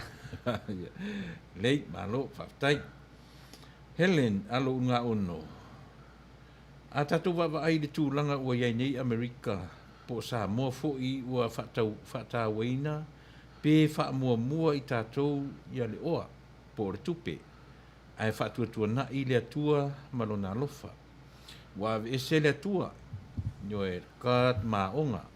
Churches burned down, shooting church, even school children, trafficking, abusive, etc., etc. Ole moto America, in God we trust. Pei o se lui le nā i tātou o langa i aso te tasi. I le ngata i a onga, po o whale whai ngā ruenga, a o tupe e te tau limaina i teimi uma le tupe. E wha manatu mai ai i a te oe, pe a e tiro i ai, e aua i te ngaoi, i o e se i turou, pe a whafola le tupe, ma e tepa i ai. Ia po o le wha manatu mai foi, a wane i ngalo le atua, malo nā nofa. Whapena foi, le tātou malo sa mō le tua. Whaatai tele Helen, ia, mō le whasoa mātango fie. Soli, ia, malo le tāpuai. O le whiau le nana au mai e le corona, e pei lava tātou i Israelu, lausunga Reverend. O ai la le Jeremia a tātou, po Trump. Yeah, malo Helen. Julie, e iai perfeta se, le angata ua e le atua ia Elia, wha se lau pa ala, ai wha se lau limas fulu sa whaira. O perfeta pepelo na i maitaimi, nā vaitaimi. Ia, o le leit, malo, whaftai Julie, Vera, ia, malo Vera, whaftai le. Thank you for tuning in. Yeah, nisi na o i tātou me ta iwai. Yeah, nisi na o tātou mwhai o na whera mani tu la whiawhi. Ia, tā ua le, o aifu i le ana. Sa mua le atua. Tā ua le Helen. In God we trust. Sa mua le atua. E se mane mana i o le toe wha manatu mai o moto i o, e pe ona tā ua pe i nei i Amerika. E me se tātou i Samoa. All the time we have to keep asking, pe sao? Yeah. Po le mea o moni pea lea i to ngā whaupunga i nei Amerika. Po whapena foi, pe whapena foi tātou i o i Samoa. O le difficulty lea i nei Amerika. In God we trust. E voi tangata walato abusinga lea i to inga manatu. Ua whao ngā le talitonunga wha le kerisiano. Ia, a fo i a Manuia i fo i na lato. Ia, tau mia nei na isi tangata. Ia, whapena voi tātou i Samoa maso se atu nuu lava. E il taimi e mamau mai il tangata mai il whaavae lea. In God we trust, ma Samoa mua i la tua. Ia mana ia tele manatu au mai el nei a fiafi. Malo, paftai. Pe o le manino mai whai upu e sfuma le lima. Ta pit o leo whape mai o tangata ua ua tangi lotu tangata. Ua i le whai upu e sfuma le lima. Yeah, they should not feel sorry for themselves. Le a se va ai le perfetta Jeremia malana tam fai a vatu le fe aua le atua e tangata. Tasi le me ta ua i le tilo i ai. Ai ana o se perfetta voi le e fefe i tangata. Ai longa e o... Na, sa o le. E le so na fili e tangu, e le atua ia... Ia se perfetta e fefe vale pe pala ai. Wala ana a whai o whao ngā ina lau tangata e le atua. You have to be strong, courageous, speak truth to power. To i ngā manatu nā i e tauna na ia o attributes i o le perfetta. Wala ana i e fefe. Ia o le isi perfetta o Mose. A tatou vai foi le langa o perfetta. E mo disabilities, ma handicaps o isi perfetta. Pe la o Mose e a foi. Le tautanga e motu lau. E le lau faiva. ai fa ngana e le atua fa upuina e le atua ia yo e fo ia e le atua ia upu e ina ia fa nga e fo ia mose yo e ta la ia ina fina ngano le atua mo tangata. So that's another attribute ol perfecta. You have to be really strong. Yeah. Ele ngata strong you know e mo mole fa o le atua. But strong e nga ia e sauni e tali mai le yo ye lalulangi yo because you will be an enemy of the world. Yo la faila o e mafidi I tangata you're going to be e moktoa I tangia lo tangata a fai o e tautala le mesao. It's never easy. Yeah, o lea ua tanga e mai o me atu ua lima suto e vata mi te tani tula e valu ia tanga I lea so lea tu titia uma ia ta tu siden faitau ta sta pese Ta ia sta ta mai pese. lea ia wha au ta Yo e lea ia ta klame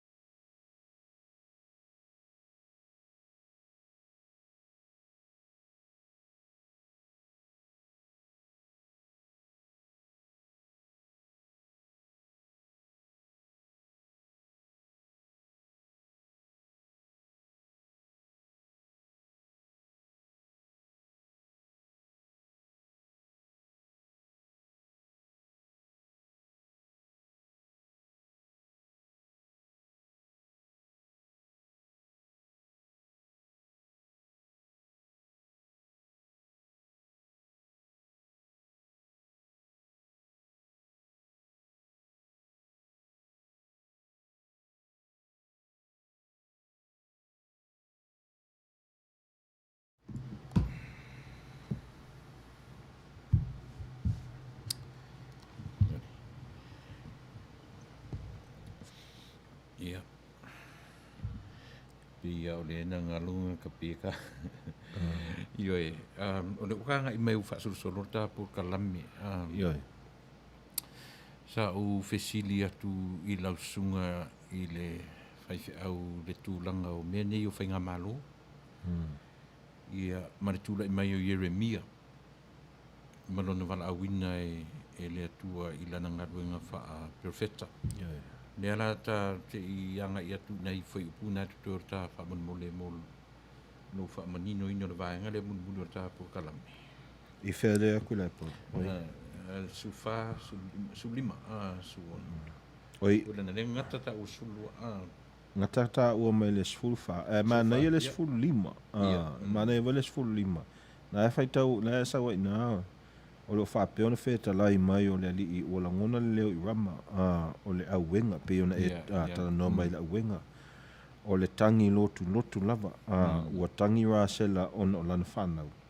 Le mwhaifo ia ona whaanaina o ia ona o lana whanau. Ua le ai I lātou. So, o le leisi lea, o le tangi lea, o le, me le ta uai Jeremia o le tangi lea, this is the level of le, o le whaanoa ma le, o maftianga lo loto I o le awhia ngai ai ma Israelu le sa uai nei, o le a seisi me, how do you know wa tinga ina se nuu, po o ni tangata po se ainga. O le tangi o le tina I lana whanau. Pe o le loloto leo maftianga ua o lae tala noa mai ai ma ia Jeremia. I le mea o le o iai ia Israel. Mantua tātou o le prediction leo Jeremia I tangata. This is what's going to happen. Ia autou. Ioe, to e tangi a le tina I lana I pepe po tama. Monon tama. Ia, o le mea le ua au mai e Jeremia le imagery lea o se ata whaatusa le mea le o ia Israel. O le whaingtala leo ngaluenga wha perfecta. You have to tell the truth. But how do you tell the truth? So that's the artistic side o le prophetic work. You have to paint a picture. I le mea, e whaingofia na o latu. Langa ole o mea uma ia. O isi upu ia upu o Jeremia. Na o altara a le atua. O le a wha umatia ia le nu. Le a wha ngapa pelonia. But the prophet has to be creative. To whai loe tangata. How? Whaingofia na o latu I whai ia Amerika. Ia, wa umatou time. Ua le a o mai toa sa le atua uma. And that doesn't do nothing. But paint lo le perfecta le ata lea. Ia, e te o ai le loto I e langona le tangata. E te langona. So le sila le mea o lo fai el perfecta. La e paint el perfecta le ata ina ia. Ia malama lama manino le ia le tau o le. Ia whaingofina li liu le tangata. Liu el tangata. Manuia. Ona o le whiau ai pe o le tatu e titilo atu pe ua toi angai le nuu o le atua ina ua toi foi. Le hase vaenga muli o lau o lo wha matalaina o le whiau wha perfecta na o mai se whiau e wha mawhanawhana pe se whiau e olo pala ia po se whiau po lea e toi wha manatu le nuu o le atua to e fien tau sanga tu fo. Por se au ai or se au e ola, fa mafan fana. Well, I think o le tā o le fe au lea pe o le tātou theme o le nei aso le nganga o le aso whaafatai I nei Amerika. Tātou anga I le vaitau o le malo longa. O le si mea mana I o le o mai ala aso whaafatai o tātou o ai le whai unga o le tau sanga mo le Christmas. So it's a good time to reflect ai tātou. To e wa ai ai tua. O le tā ua la o le whai au le nei aso. E tele vaenga. O le whaingtā o le prophetic work. O le isi mea. Le toia, o mea umai o tupu. I le tuspa ia. But what is the le ale au ngā mō tātou? O le tāua nā o nei tala. E mwhai ona tātou to e māwhau whauno roto i ai. Ioe, ma tātou manatu fo la ia. E whapena fo ia sia u nei o langa. Te le ataimi o te furi tua i le atua. Ioe, o le lofa mai pe le atua, so le tāua lava o le tala lea ia Jeremia, ma le ngā luenga pe feta u Jeremia. Ia, o le whaamanatu lea i tangata. Ia hei, e wa aila tātou le whainga le atua. Lea lava lea. Ia le tele o se mangsala o Utah. Ia, o le ta umai ai nei. O le atua e alofa. E le o se atua e anga le anga ia tātou. O le atua e anga le lei i aso uma. Mataimi uma. O le tāua la le, o la uwa ai e tau na tātou langona le anga whaafta. O lo tātou tā pua i se atua whaapea. E anga le lei. We don't worship a God of rage and anger. A God e le, we worship a God. A tātou se. E whātonu. E whātonu. E peia o mātua. E se taimi e se ele tama i titi. E taimi e sasai ma whātonu. Ele whaapea le alofa. O le alofa la na. Umana sasa ma whaatonu. Na o ila ia. Ia, wa e lon mewa, peo mātua. Wa e lon mewa sasa i oe. Bo wa mewa wa whaatonu i oe whaapea. Ina ia mālama lama le tama i titi. I le mafuanga. This is the same thing o le whai le atua i e ala ia Jeremia. Sasa e le atua i le nu. Ma whaatonu. Ia, a sawa ina ia ini. Ai, i le whape wa sasa ma whaatonu e wa ule alofa la ia te autou Israel. Lea lava o te alofa. A to usita i le mele o te whai atua. E toi whaafoisia. Toi restore a ule. Le mamalu ma le glory. Ana i ua na whaatau nu. Na i ua na umal ta whianga lea. Toi tū le malu. So na kipa le atua le promise o le atua i tangata. Na toi whausia le malu. Ai na toi pa ufo le malu. O na toi leang whaia fo Israel. Toi pa ua vai taimi o le au e lingi. I le fitu se furu le tau sanga o ta whianga. Mai le fitu se furu nanga i le siro koe whekau. Mai le siro i le fitu se furu. Toi whaaleanga fo. Toi whaaleanga fo. O le first mai le vai tau a leo le watu lai mai lau e lingi. Tama leo Alexander City. Alexander the Great. That was called, usually called le vai tau le toi whaaleanga il manu ma. Le second temple. Second temple destruction. Leana E tasi lea mea mana ia, ona e peo i le ute, o le o langa o tangata Israel, o tangata Utah. O le latou a whaitau, na o ia maua i le, tu le maru lea. That was the understanding, yes or na? Na al malu ai a fio i le atua. Wa ese tatou malamalama i le taimi nei, mantua, this is the whengainga tuai. Ese fo i le whaua wino le whengainga fau, le mata upu. Pe wa kalepe i lalo ia i to enga manatu ia ma au mai i le atua le atua ia fio i tonu tangata ia o leisi lea the kingdom is now to enga manatu whaapea e pe ona tātou maua mai le whengainga fau so we always have to remember that we're thinking in two different parts of the history of le tuspa ia e le taimi le nei le whengainga tuai. O le manatu ma le tatonunga e a fio le atua e tonu le manman. A e tato o mai loa le whengainga fau. God is everywhere. The kingdom is in heaven.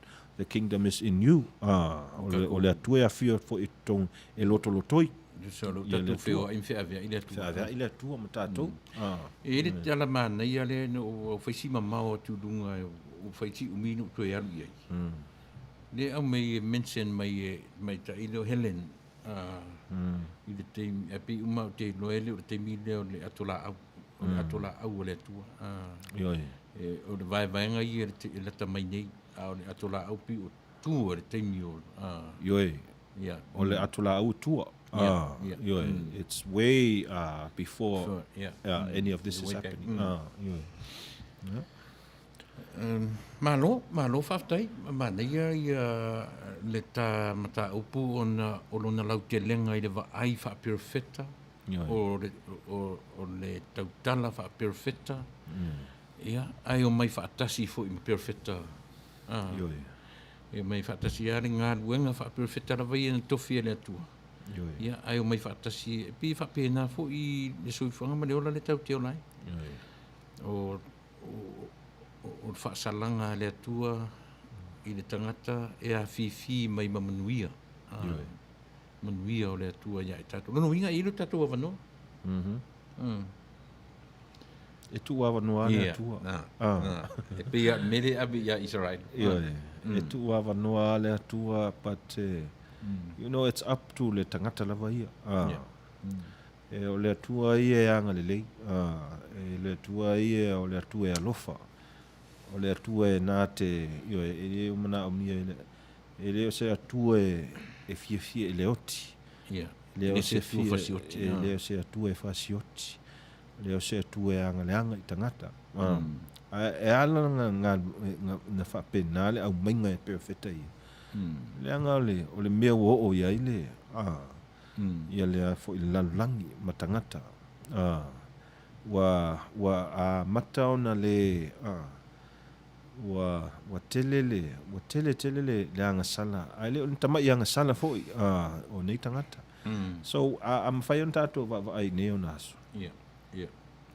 You know, e sa o fo ile manatu le wa e se le atua mai tonu a onga pe ona pe mo Helen fo le na le manatu le wa tele ona fasiotia mass murders mo gun violence me fa pena yeah, it's to every city if you put your hope in the world and one wa because it disappoint le langi oi a tu o lava ile atua pe tu la i mai mea no e te malosi pe e au mai le atua le malosi ina ia fa wa ai ma au ne i vai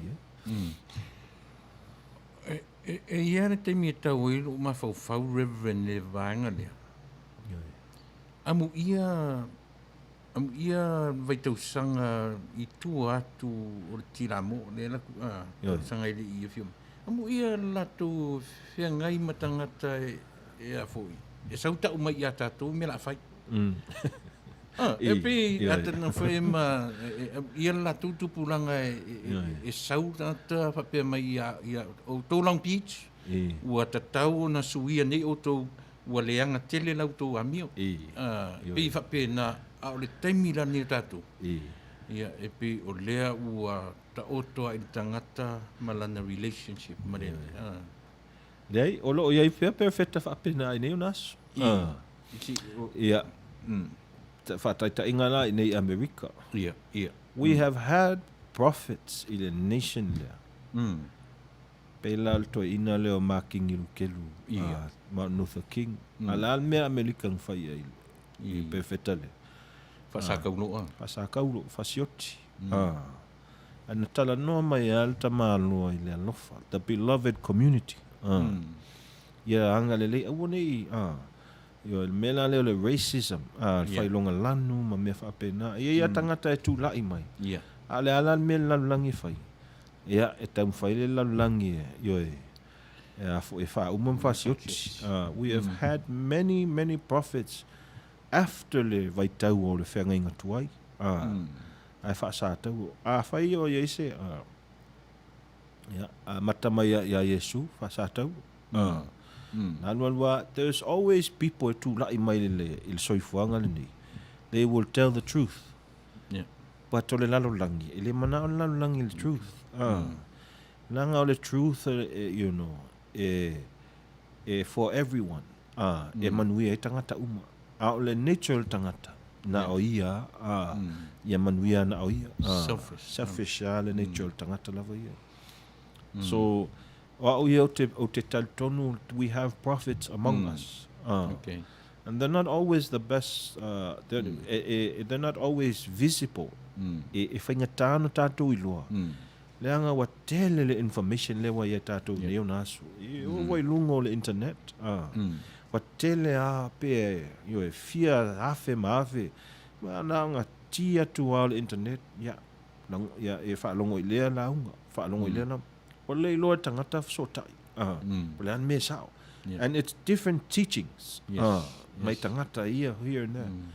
But all I can say, ai lole, the prophecy e sao. Or the prophecy e alofa. Ai tu sao atu fo. And it tells it like it is. O le mea la lea, and the prophecy that is able, e mawhai o na wha matala mea lo o tutupu le taimiri nei. That's true prophecy. Mo lau ia lea vai. Pero menena na whātua i le to ina leo Martin Luther King Jr.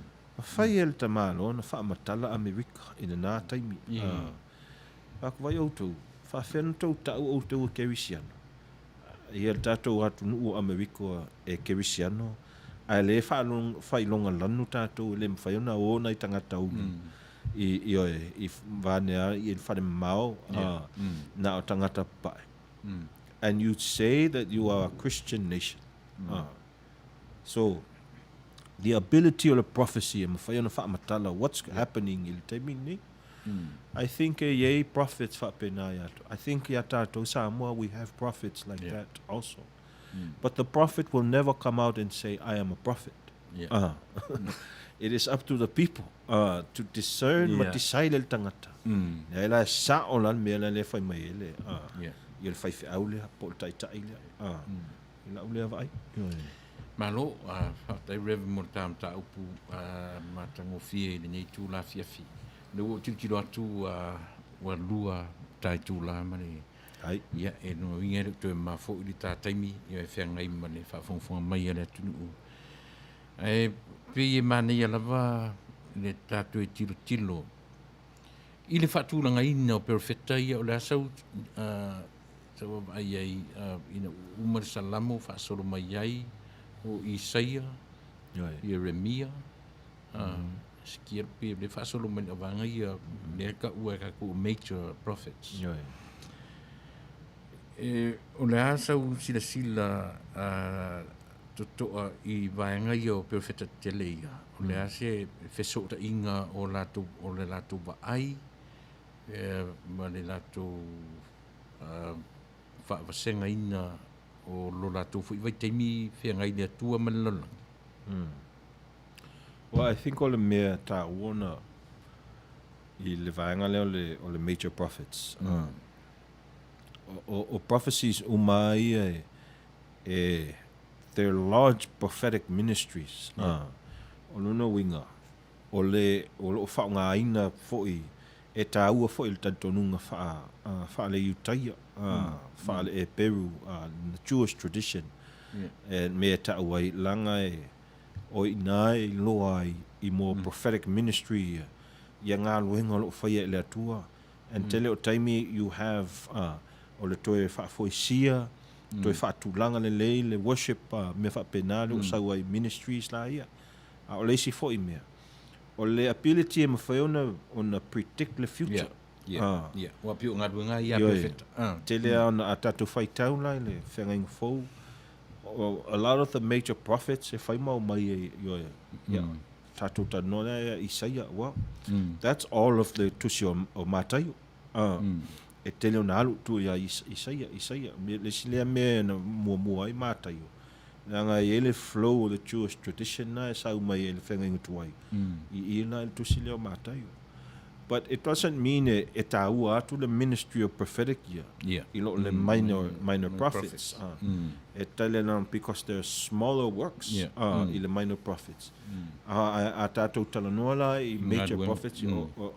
It's a te lele. A very wide ranging le ngā ruenga o perfecta ia. And we always forget e ngalo fo ia tātou. O mose fo les perfecta. So there's prophets. But it's too small to name them prophets because of founding o tangata ia we only name e tātou prophets. Ona o mai le vai tau o le ua taatele le manatu le o le perfecta. E isi fo'i manatu o Yesu le isi prophet.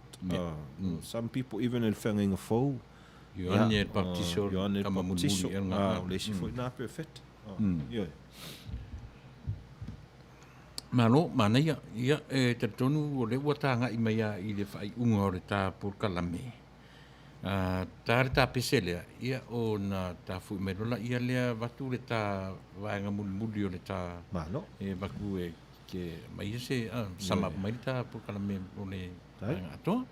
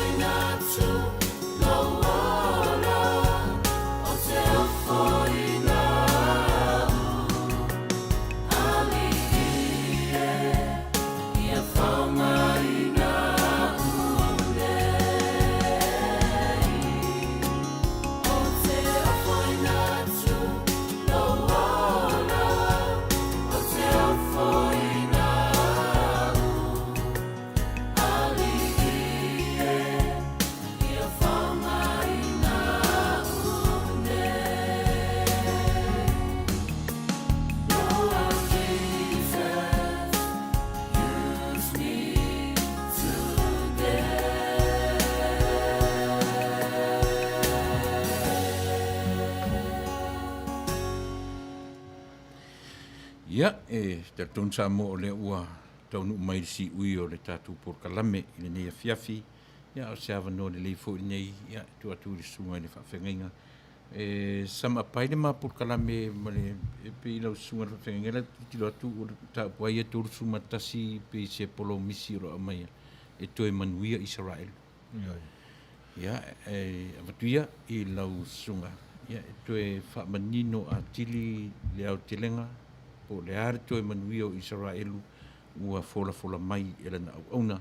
Ia, tonu e whailea ma oso e se ngā pia mo tatu uma i le nei tu la fiafi. Ia, wanoi lau sunga whengai.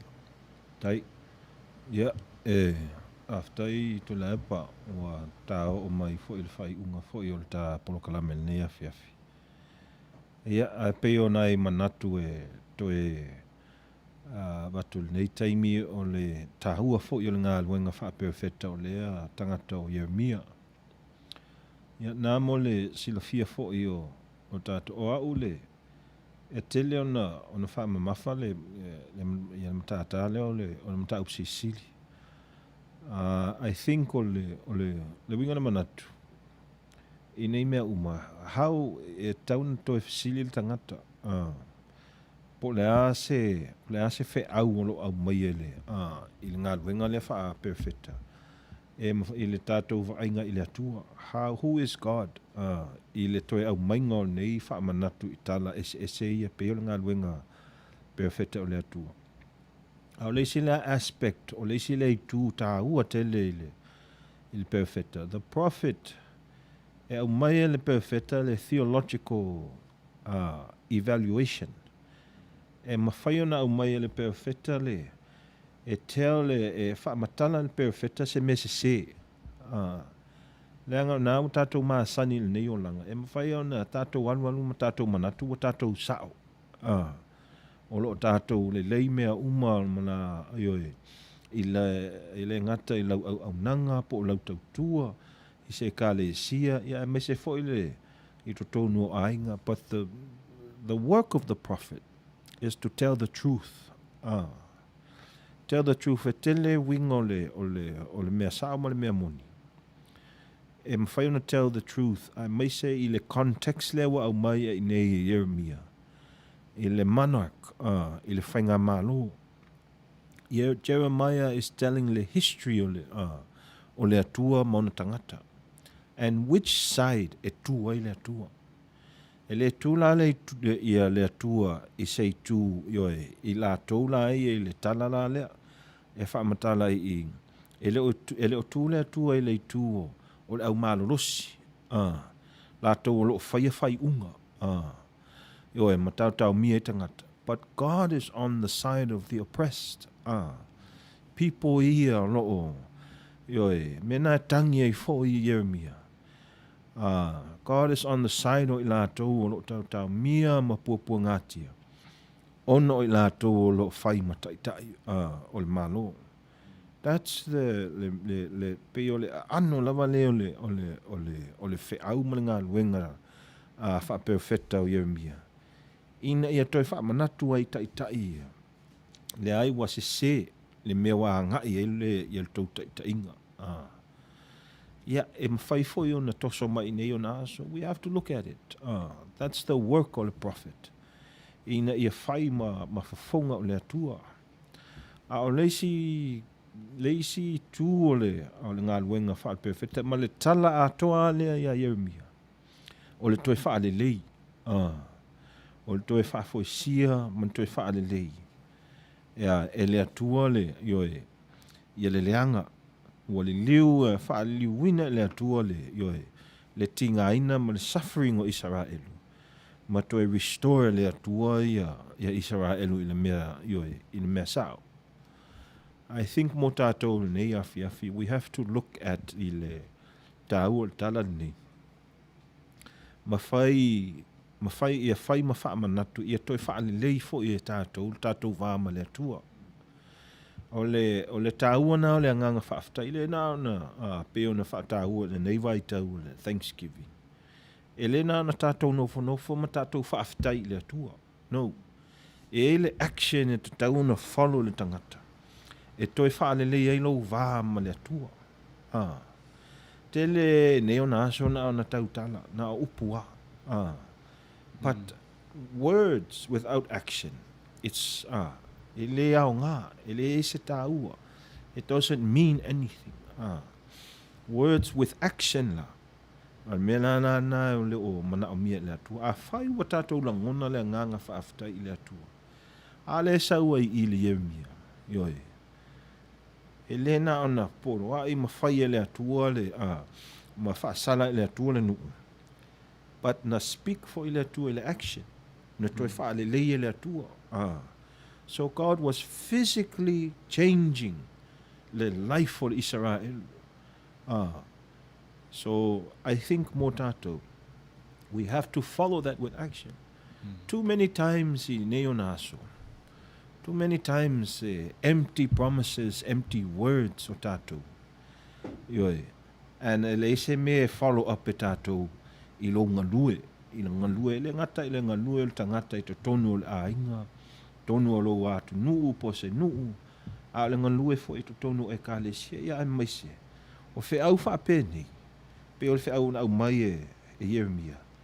E pa u tonu a o le wha asino tonu ai tai tai. I sina me tauna wawai e tato. Jeremiah is not talking to the common people. Jeremiah is talking directly to the leadership of Israel. Leadership o le ekalesi o le austaulanga. Because o la tau le whai unga. So le mānai o le wheau o le nei awhiawhi. O le wha manatu. Ina ia. Also for us, tangata lautele.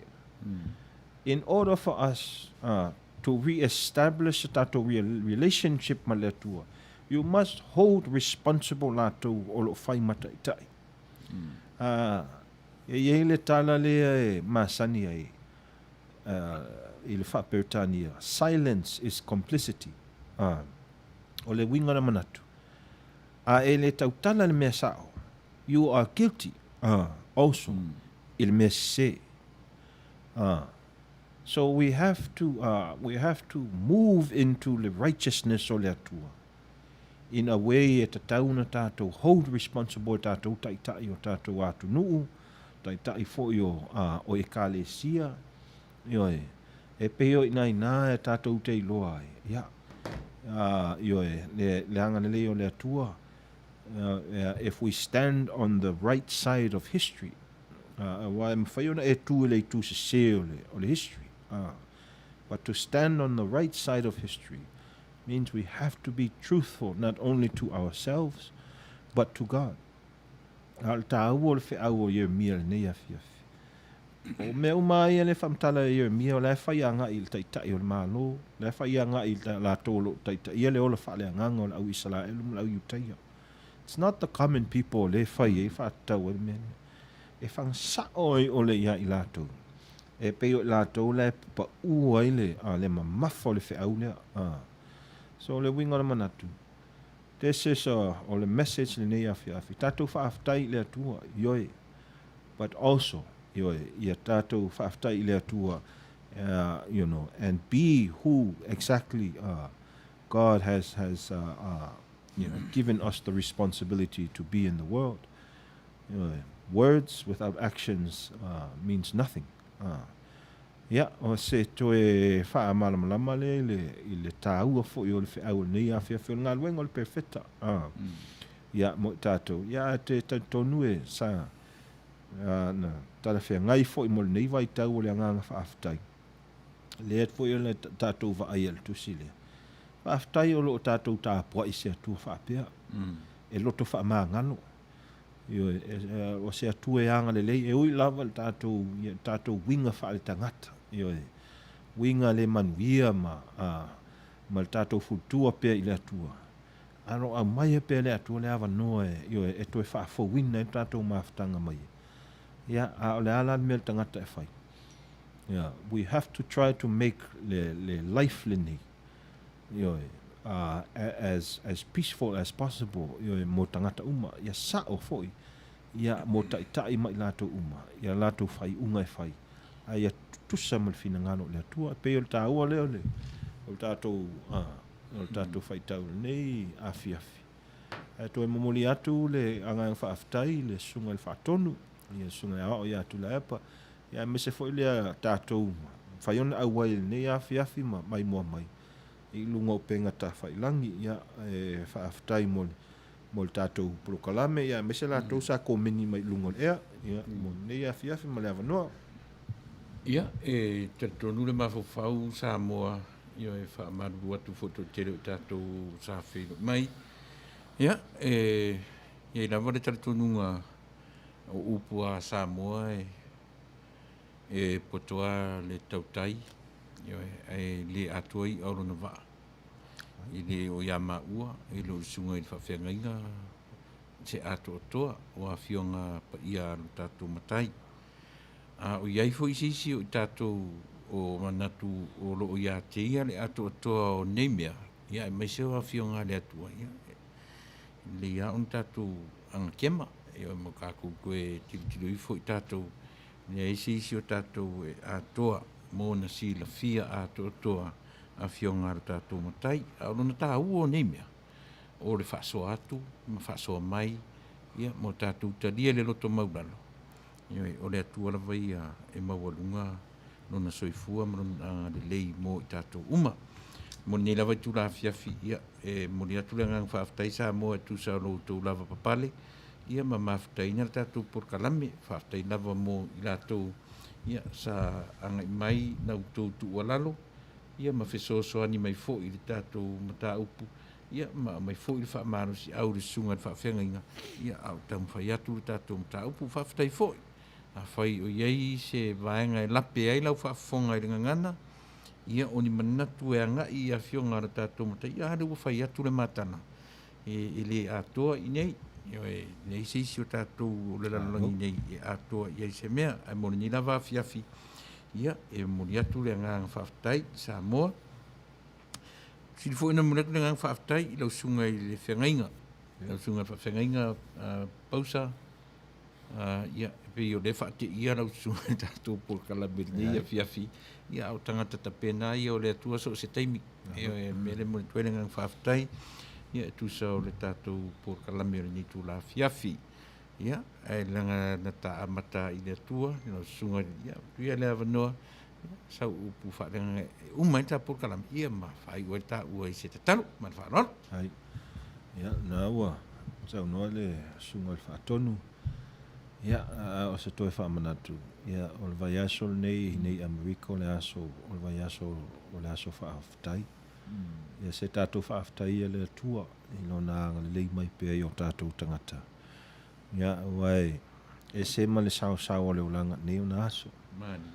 Le lei al mapuane ma fau le anga le lei o le atua. Ia, o lo o whaau au pia mai ia ina i o tātou maatua, na i o tātou whanau, tātou ainga. Ia, mai se fo ia na i o tātou ainga nei vai tau te lea tātou lo vala ma tātou ainga ono le wha mai. Ia tātou whaaftai a pia le atua i le nei vai tau i lo na anga le lei. Le taimi nei, ia, toi moli atu le anga whaaftai mo le tātou polokalame. Ai o le au whai ua tātou se talo. Umane le tau mawhainga o lau whanau le atuai. Sa mātou whaasoa ma mātou tautal noa. Ia e ala i mata upu wha le anganga. Ia o e sila fia le atua. O e mātou lavo se whanau e whaatau waa. Ma le atua toa i o luma. E mātou te wha moe lau o fio. E te au maia ia te i mātou. Le atua toa. E te au maia ia te i mātou manatu ma māwhau whaunga. Ina ia. Uone iwi ia i o mātou tangata. Ai ina ia maua se mātou māwhatanga wāwāla lata malau fio. Nei taimi o Samoa ato la ato lo o mai mua mai. Mātou ainga lo o mātou wala le nei wā i tau. Wō mau mea mamai. Ia peona watu se langona o le vai tau o le whaafetai. Mātou whaafetai ala o fio le atuae. I lo wanga le lei mai pia i le aso ma le aso. Wafo ina mea wa mātou whaia, mātou whaasoa matala noa i ai le nei afi. Mātou se, mātou vai ai. E atua e mātou te whamoe matali tonu o lau fio le atua e anga le lei. O le atua e whamangalo. A o le atua foi. E te wha toa. Ma wha le lei a atili o mātou tangata vai. Ia e whamanuia le nei polo kalame. Lau au na o le wha tonu o le awao. Ia e maise i lātou uma sā mai mua mai, ma mātou mā futa whaatasi le nei afi. Tāro leo lau whanau e ala atu ia Yesu Keriso lo mātou wali i ma le mātou whaola. Amen.